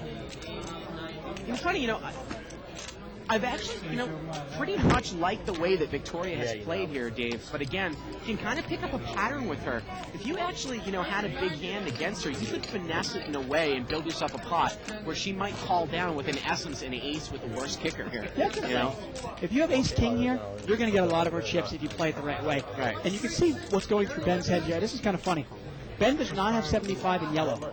And he's kind of upset because if she had bet exactly what he had in yellow, I think he calls. But he doesn't want to break his $1,000 chip. I guarantee you that's what's going through his head. That's some great insight by Tuckman there. I guarantee it. Look, he's counting the yellow chips. He's got a 100 chip I'm there. sorry. He's got a white chip. And Okay, he's going to make the call. It looked like he was upset with the yellows. And Ben needs a queen and only a queen, and the river's an ace. That might actually get him to call this. Victoria bets again here. Wow, and she looks pretty confident, doesn't she? Yeah, and he gets away from it. Didn't want to break that $1,000 chip. She put out that with some butter, didn't she? And again, once again, something to be pointed out, that Victoria a couple times now has committed a fair amount of chips with 3 aces, with definitely not the best kicker. You know what, though? The amount of time he took calling that really put him on ace. No, I'm not talking about okay. that specific, but I'm saying again though, if you're in there with a big ace, and Victoria, if you ever see her in the future play a hand in that manner, you can put her on specifically with a weak kicker. You can definitely finesse that for a lot of chips. Is she going anywhere if I have ace king and the river comes out an ace there? No way. Even if she's got like say 1,500 behind. Well, that's the problem with most of the players. It's one of the reasons why you and I play No Limit Hold'em now. Yeah. Is because most players can't get away from hands. No Limit Hold'em is a game of mistakes. And the one thing that's great about playing against players is most players will make a mistake when they bluff at the wrong time, representing something that doesn't make sense, Right. not betting enough, or not being able to get away from hands. Well, Victoria's got the best hand here again. She's got ace-9, and she's up against seat 2 again, who's got ace-deuce. This time, she's got him out-kicked here. Seat number 4 is going to call with jack-8. She's got the ace-9, he's got the ace-deuce. She makes the call, turns a queen, and now she picks up the nut flush draw. 60. Did I say seat 2? I meant seat 8, Ben. And now Steve is going to come out and bet. It gets checked to him. He's going to bet with jack-8 from the cutoff. And Victoria is going to call once again on the button here. Yeah, and that really should get Ben Look out. at Amir. He's chasing a smaller club draw with a pair of 5s. Well, he's got a lot of options here. He can catch now a deuce, a 5, or What he thinks is good with the club. a club. Reverse implied odds here if a third club comes on the river. Oh, the river's a deuce, and he's got 2 pair. And there you go. See if he bets this for value from up front. Do you just kind of hope? Do you just wait and you check it down here with deuce 5? I think you have to bet this against her. No, you got checked around here. Again, we talk about you can almost put her kind of a little bit on a weak ace there. If he throws out maybe a $200 or $250 bet here, you might not get a call from Steve, but you're probably going to get a call from seat 5, right? And you hear Victoria there, and I really like Victoria's game, and you hear her saying, deuce 5, I can't believe it, oh my God, what kind of game are we playing? And you know what? Those are the kind of hands, if you're going to play deep stack, no limit cash games, you got to be aware that people will play any 2 cards sometimes. You're just hoping for what? Another You can't just assume, you can't assume that players are just playing A, B, C. Oh, you did? Oh, I didn't see that. Get an email here from Matthew Fremont. He says, I agree with you with all the talk about not slow playing often, but don't you think you at least need to mix up your game a little bit?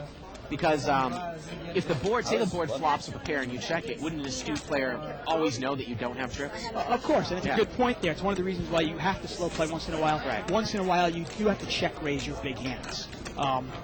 But we just see it too often. If you wanted like a rule of thumb, let's say 80% of the time you bet your hands and 20% of the time you kind of slow play and check raise. Well, that's enough to kind of keep your opponents off guard. 7-8 of clubs here, 6-4. Or on their heels, so to speak. Josh has got the best hand here with bottom pair. I believe there was a little bit of a raise, I want to say, by Jose. He brought it in for 30, and he's going to continue to bet, and he's going to take it down there, and he shows the bluff. And he points out here really good, because won't a astute player know that you don't have trips? And it would be the inverse of players who always slow play trips, betting out in a flop that clearly does not have their hand. Right. And it's one of the reasons why if you play with the same players day in and day out, you need to mix your game up. But how many of you play with the same players? I mean, oftentimes you'll play with different players every single day, and there's really no value to changing up your game then, because nobody's paying attention anyway. Email here from Brent Cook asking if there's a jackpot available when you don't have a jackpot hand. Is that an angle shoot by C4? I don't think so. No? You don't think that's shooting an angle? No, I think he's trying to get a free showdown. I think he's making a play. No, he's in a hand. He's trying to win the hand. Because I have a bad hand. But I mean, I have no problem with that at all. I think everyone else. King Queen of Diamonds going to raise here. You have a problem with that? I don't really have a big problem. Oh, look at this. I mean, he's clearly trying to represent something in his hand that he doesn't have. Jose brought it in with King Queen of Diamonds for 50. He's going to get 4 callers, pocket nines, ace 5, and queen 7. And Steve swapped top and bottom here. Now I wonder. Now Mir's he's had trouble getting away from this kind of hand in the past. I want to see if he gets himself involved. Now, for example, here, if you're Jose and you bring it in early position with King Queen, No, you've got Ben's got a flush, you've got sorry. 3 people behind you. You've got a flush draw. Yeah, flush draw. Sorry. You got 3 people behind you. This might be a time where you just check and fold here with King Queen of Diamonds, right? Obviously. You got 3 people that's behind you. Yeah. ugly flop. King Queen of Diamonds, folks. And Steve is going to come out and bet his big hand. He's going to bet 175 into about a $200 pot. And that's a real draw-heavy board. I like the bet, and Amir gets rid of I'm it. sorry. Now, and Ben quickly mucks the nut flush draw. Like it was nothing. Wow. I mean, it's odd. You see Ben earlier calling with Queen Jack, second pair. Right. But the nut flush draw plus backdoor straight draw, because he had the 4. He throws away. And it was a big bet. And again, a lot of times you got to take into consideration. Now, obviously, Steve is not going to check you on the turn here with a big hand. But a lot of players say might fire once here with ace jack or ace queen. When you call them, they get scared and they might shut down. You inherently get a free card on the turn, right? Yeah, but, you know, this kind of flop you. Right, no, definitely flush draw. Obviously, Steve's probably not going to check you on the turn with 2 pair. Right. I don't know what Jose is thinking about here. No, obviously. I don't know. I mean, if you think about asking there if the jackpot available, I mean, I guess it is shooting an angle, but I have no problem with that because, I mean, there are often times where, you know, you talk during a hand trying to either induce a call, induce a laydown. You know, that's part of the game. I can't wait Induce to a check. fuck, you know? I actually was playing against Alan last night. How's this one for Alan? Okay. I bet into Alan. The flop comes out with an ace. I bet into Alan, and Alan calls me. Then the turn comes out of blank, and I'm counting my chips out, and Alan flashes me an ace. And I go, Alan, that's no good. And I bet 250 to the pot. Then he does his fake Alan and pretends like he's going to move in, and he got bucks. like a weak ace. And he Right. bucks his ace. Right. Was that an angle? No, I was playing Alan. I'm trying to win the pot. Once he shows me the ace, I know I have to bet. And I actually even said that to him. I go, Alan, I'm sorry, man. I got to bet this hand. I can't let you get there. We get a raise here on the button by Josh with ace king. Victoria had limped in early position, and she's kind of looks like she wants to call here with up and down suited. Dave out of position, she does. I just thought it was the funniest thing ever. I see Alan shows me the ace, and I bet right into him anyway. And Amir is called. Here we go to the flop. Josh, the pre-flop raiser. Well, Victoria's flop top pair, but how on earth does she know where she's at? Now, Amir's got a flush draw. Ooh, I need gut shot. I like Amir's hand. And it gets checked over to Josh. He moves all in for 90. Victoria might call here, and let's see if Amir calls behind now. I think he's definitely going to call. Now Yeah. he's getting 2-1. He's got a gut shot with the flush draw. Yeah, he's going to get shot to the 9. And it's not a scary gut shot because if the 9 comes, you really wouldn't put somebody on king. And I don't 10. even think that Victoria's going to bet into Amir here on the turn. Amir's probably going to get 2 cards here for free. Exactly.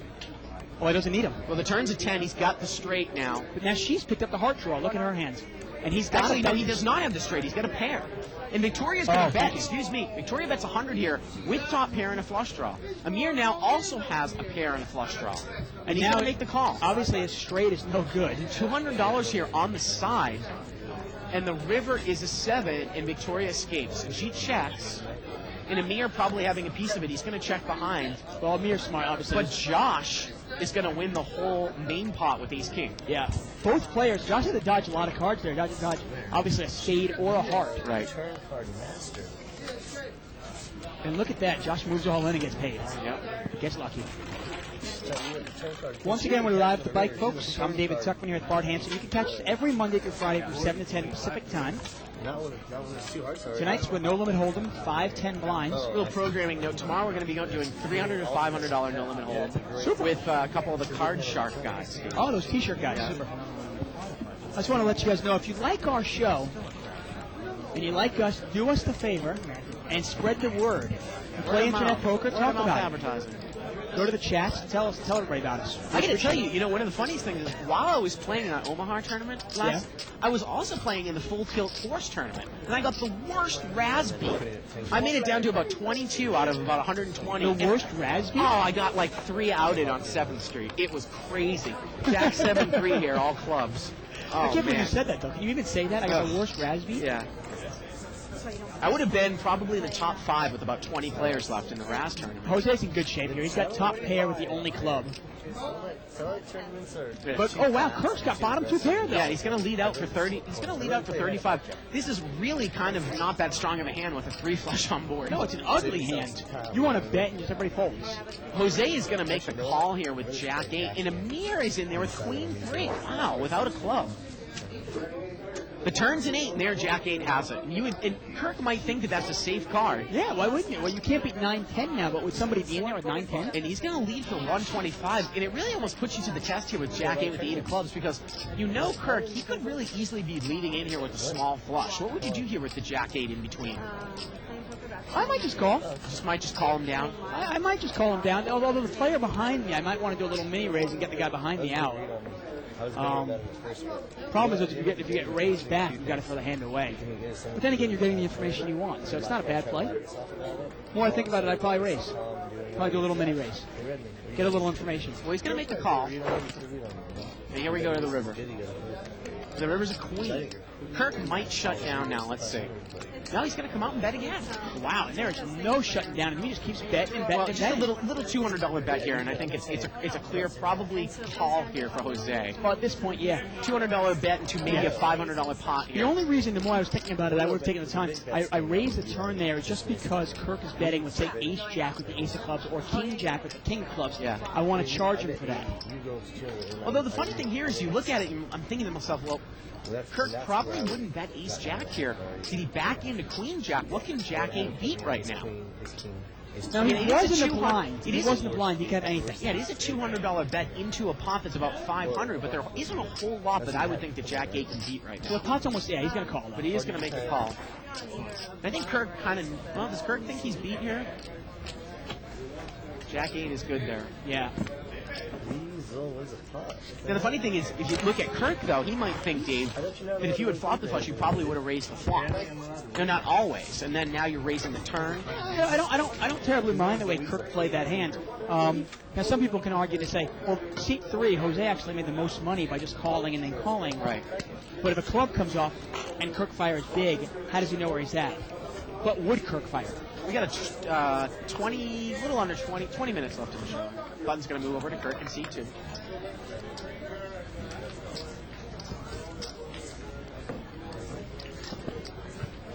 And Kirk has got a suited ace-6. He's going to fold. Doc's going to bring this one in for 50 from the cutoff with ace-9, and he is not going to get any action.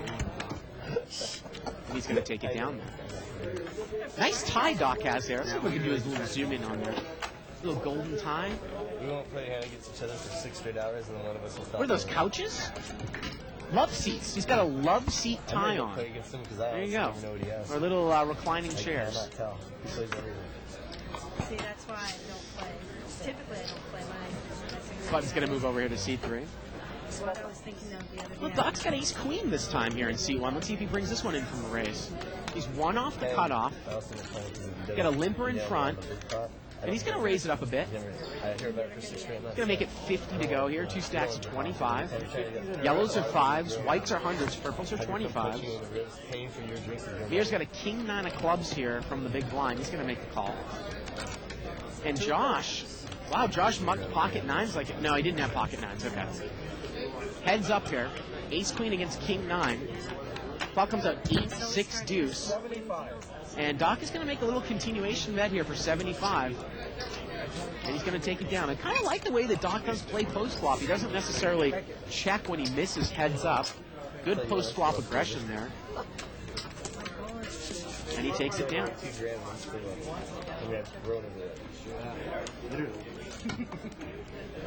Not even on like bronze.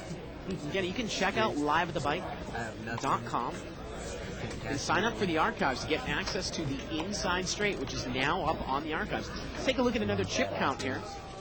This is what we're at now. We've got almost 17,000 on the table. Let's take a look at the differences. Just call. That's the call? Yeah. Let's take a look at the differences. There we go. It's $1,100, $1,150 here for Doc. He's up. Victoria's in second place with 800. Amir's got 500. Steve's got 300. You can tell that Ben looks to be the big loser here. About negative 500. Seat number 3 is going to bring this one in for a raise with 710 offsuit from the cutoff. Amir is going to fold. Now Ben's got 5-6 offsuit under the gun. And he's going to make the call here. And here we go to the flop. King, Queen, 6. Ben's got a little piece of this. He actually out-flopped the pre-flop raiser, Jose, in seat 3. And we got a check here. And a check, it looked like. The turn is a 9. And now Ben's going to lead, thinking, you know what? My 6 is probably good. He's going to bet 60 here. Jose has picked up a gut shot here to the jack. And it's interesting, if Jose had bet the flop, he probably would have taken it down. I don't think Ben would have got involved there with 6-5 offsuit heads up. So here we talk about, you know, you bring a hand in, Dave, from late position. Wow, he's going to make a call here on the turn. Late position with rags, you get scare cards and you don't bet the flop in position. Here we go to the river. The river's a 3, and the 6 is good. See what Jose represents here. Well, it's funny when you talk about scare cards. It's almost like those scare cards have scared them. Right. You got to realize that if the cards are scared of you, they're probably scared of your opponent too.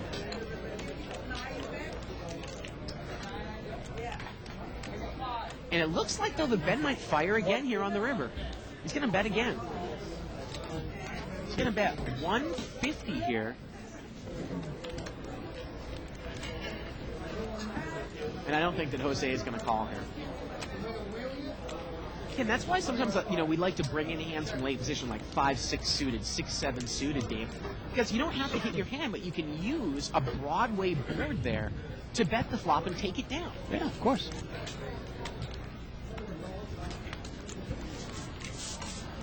And Jose folds, and Ben is going to take it down. Never shut down there with the pair of 6s. He checked once. He figured, okay, this guy's probably got. He might have thought the guy had like pocket 10s, and he had to bet it off. Yeah. He said he raised pre-flop, right? So. You know, your stubble on your face reminds me of something I haven't shaved in a while. I think I'm going to take advantage of the Bicycle Casino's barber. Yeah, get a hot shave. I was just mentioning that to our producer. Oh, really? I'm going to. Yeah, I'm really looking forward to it. I've been waiting because Tomorrow are you going to get it? Well, Frankie's the barber, and he's here Tuesdays, Wednesdays, and Thursdays. I'm definitely going to come in a little early and get a hot shave, and a haircut.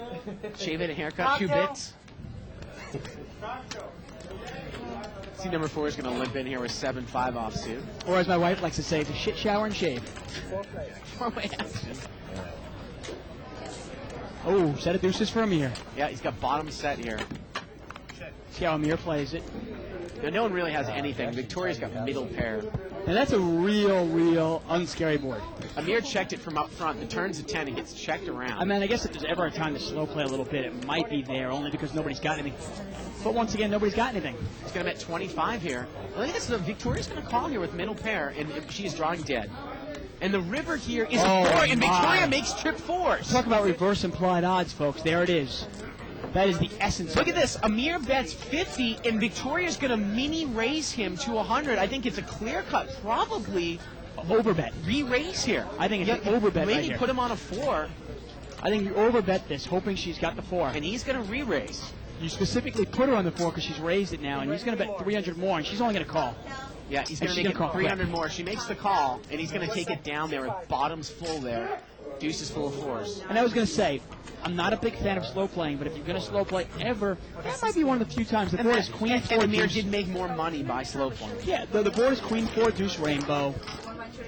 You check it once, hope somebody's got a queen, Yeah. nobody bets it, nobody's got the queen. Well, now he bets it, and somebody with a 4 calls you. Now, I still think Amir probably could have made a couple $100 more. You see how quickly she called 300. Might have she called 500 or 600 even. I don't know. Well, you got to think with King 4, you got a good chance that your kicker's going to play there. Yeah, I mean, you got a it's just- queen and a 10 on board. You can beat 3-4, 5-4, all that stuff. You only can't beat ace 4 there, really. Oh, no, this is set. Wow. Now, your suggestion, I'm kind of scruffy now. This is about 4 or 5 days. Do I not shave? Let's say I get a plan on getting shave on Wednesday. Do I not shave until Wednesday? Let him shave it off? Well, today's Monday, yeah. If you're gonna get a hot shave on Wednesday, yeah, leave it one more day. What's the point of going to shave tomorrow and then let him shave whenever No, he no, wants I'm just one day? I didn't know if it was harder for him to do it with longer. I don't know. Well, it's a straight razor, so I Right. imagine it's pretty easy. Either way.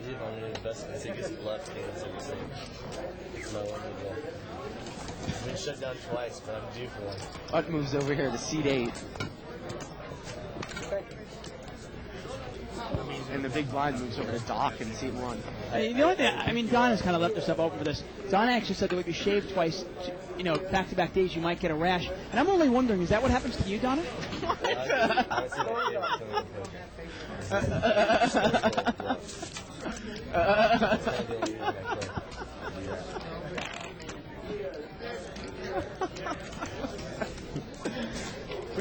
Victoria raises him. You're right, I've never had a straight edge shave 2 days in a row. But supposedly you don't need to shave almost like a day afterwards. I mean, the technology is in such a way now with like Mach 3 blades where it gets pretty close anyways, doesn't it? I can't imagine you're going to get much closer. Oh, no, straight. Yeah, but it just feels great. It's a hot shave. It's Yeah. hot shaving cream on your face. Oh, it's great. Supposedly there's an old barbershop place in Beverly Hills that still does this too, and I always sure. want to check it out. Comes strong. Victoria's going to raise it up with tens. Yeah, that's a real hand. She's going to make it 60. We had a straddle here by seat number 3 with King Jack offsuit. And Josh is going to call with a bad ace. He's got ace 8 suited, I want to say. Yeah, it looks like ace 8 of hearts over there.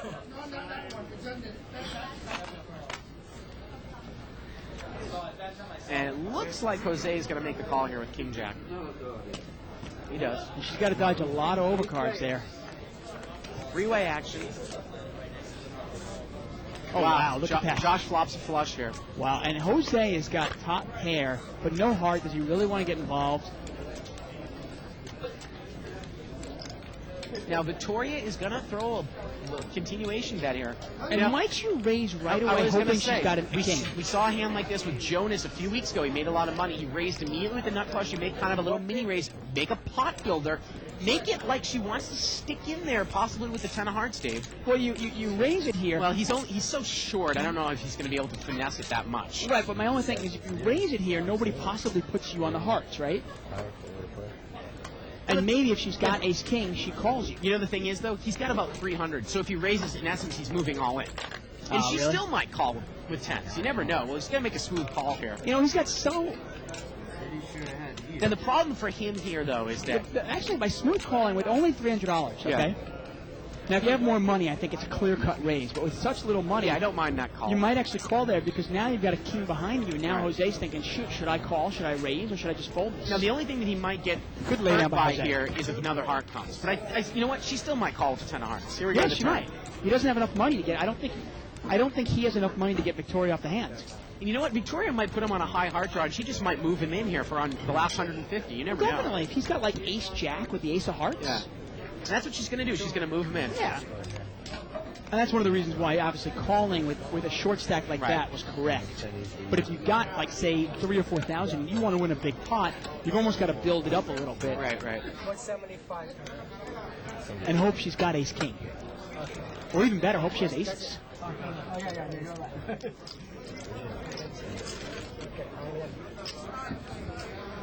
Well, Wow, she hits her set on the river. yeah, she hits the set Oh, on the man, river.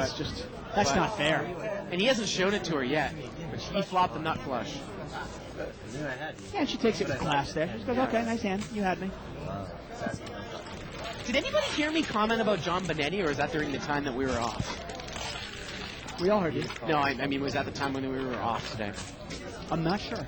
I'll repeat it anyways. Go ahead.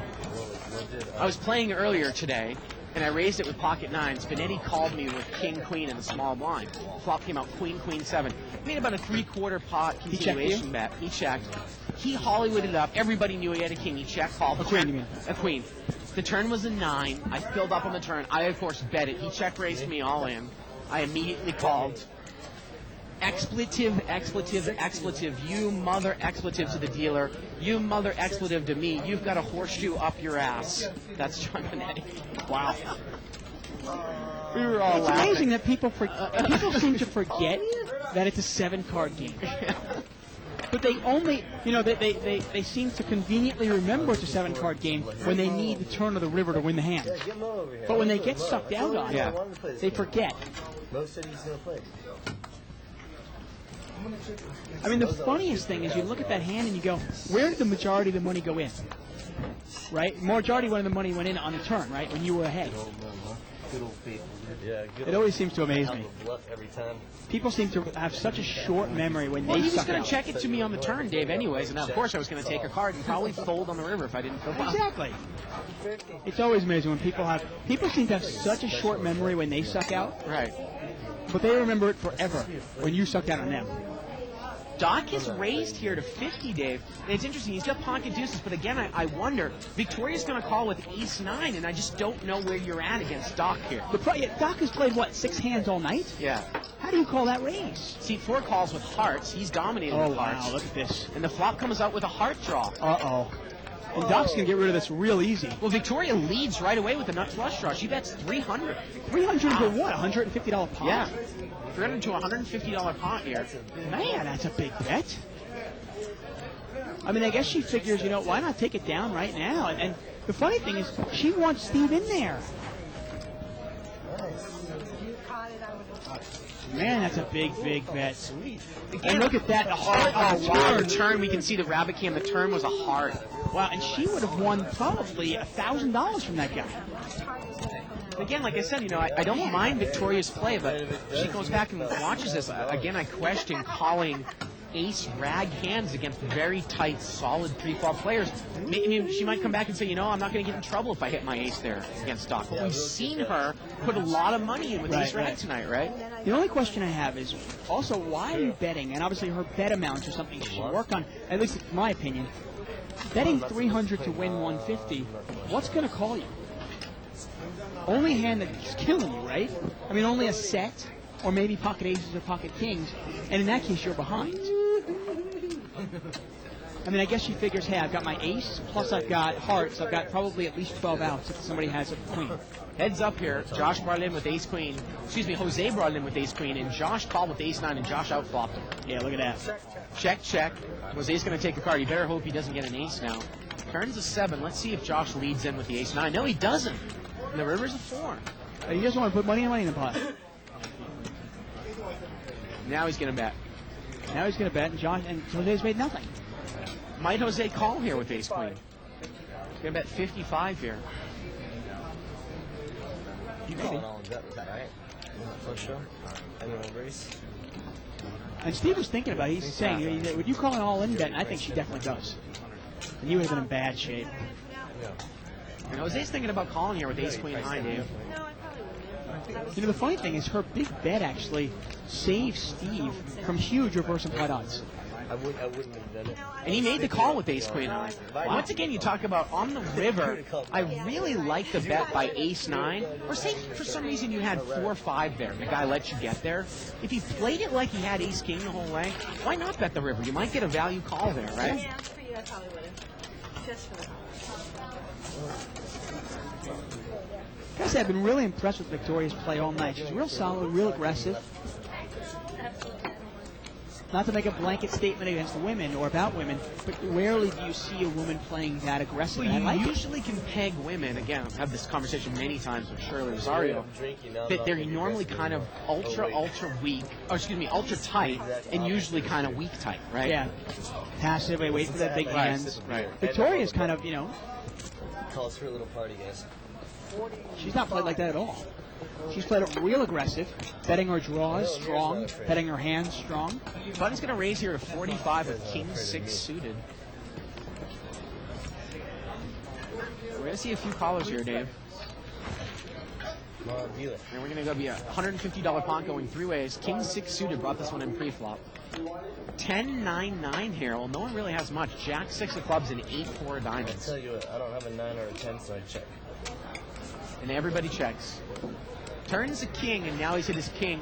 And Josh has got a flush draw now. Checked around again. Steve didn't bet, and the river's a 7.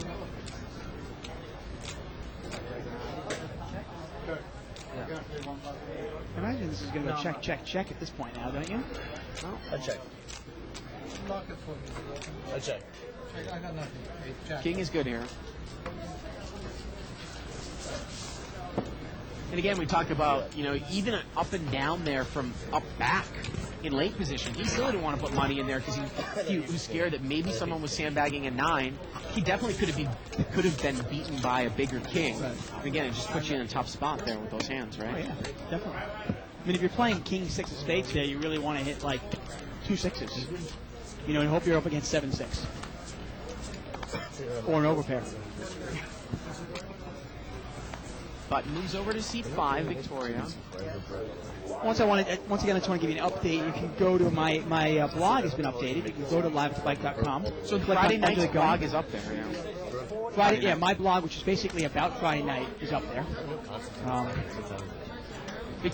Victoria's going to bring this one in on the button here for it looks like 4, maybe 50 with pocket 8s. We're going to see a $200 pot going 4 ways.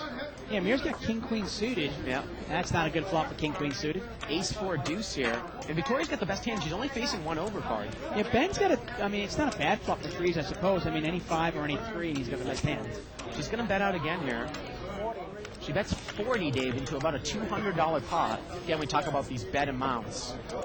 We started betting $300 with a nut flush draw into a $150 pot. Now she's going to bet 40 into a $200 pot. And that's the only thing, obviously, you can if you start kind of looking at her bet amounts, you can kind of put her on a range of hands. You know what, Ben? You know, Ben is going to check raise here. I mean, you know what? He's got, in essence, 6 outs. He's got 4 outs to the 5 and 2 outs to the 3. And if he puts her on a pair higher than 4 but below an ace, it's huge fold equity as well. And her bet kind of seemed a little weak, didn't it? And this is a crying call at best. I mean, well, if she makes this call now, do you drive at her hard? Do you put her on a pocket pair above 4s but without an ace? I mean, the funny thing is that we've seen her call big check raises and re-raises with hands as weak as ace-10 on a flop like this. Well, oftentimes, I mean, obviously her bet looked weak, but oftentimes people will bet weak when they have a monster. Turns queen, it's another overcard. Yeah, I mean, and they just check, and that's not going to work, obviously. And the river's a deuce. And I can't think that Ben thinks he's good now. No, now it's too late, obviously. But she's going to bet 100 here. I don't really know what the point of that bet is. Maybe to get somebody off of a weak ace, but I don't think that would do it, Dave. Yeah, well, right now, anybody with a weak ace has got aces and deuces with a queen. Yeah, so. yeah, I don't know. And would she check ace-king? What would be the point of What would be the point of betting 100 there? The 3s are still on the hand, but Victoria has the best hand. I mean, hey, it's not a bad value bet, actually. He's thinking about calling this. Must be nice to meet you once in the house. I know it's like you. And there he is. He's thinking about calling this bet. I mean, I mean, what would she have called a pretty big check raise with on the flop, Dave? I don't know. yeah, he's going to get rid of it. No, I agree with you. Ben actually thought about it. He's probably looking at it going, wait a second. Why would she bet this? Yeah. Does she need to bet it? Last hand of the night, we have a little post here on 2+2 by Palmer. He says, Bart has mentioned that the inside straight's on the archives. I've registered, but I don't see it on the Joker Gaming site. Well, if you look over at March 2006, it's under there. If you click on the heading March 2006, it's in our list March 8th. And once again, the Inside Straight is a new segment we're offering here at Live at the Bike. We're answering your questions at home, so keep them coming in, kind of strategic questions. It's going to be like a poker roundtable, me, Bart, and what we're going to do is we're going to get 3 or 4 poker professionals to kind of banter about some poker strategy. Last hand of the night here, we get a raise to 35 with 10-9 offsuit. Ooh, and And Victoria's got C5 jacks. is going to raise. Now, she's re-raised this guy with ace-queen, with ace-10. This time she's going to re-raise with jacks. Yeah. He has been her bitch all night long. What I got? And he's going to make the call out of position here. Last email of the night coming by William Frick. He's just back from the Party Poker Cruise. Just plugging our show. Ace 5-4 here on the flop. Check, check, Dave. Turns to 6. Check. Check, check. And Steve is drawing dead. The river's a 4. Steve's not.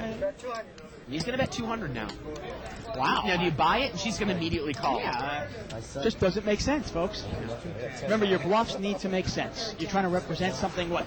You've checked your ace once, you've checked your ace twice. Now you're going to bet it. I know players that will do that, but Victoria didn't buy it. Now, that's going to do it for us tonight. Doc, the big winner, up over $1,000 over there. Yeah. In seat number 1. So, again, thank you very much for joining us. Come back tomorrow for 300 and 500 no limit hold'em. We'll have the Card Sharks people on here.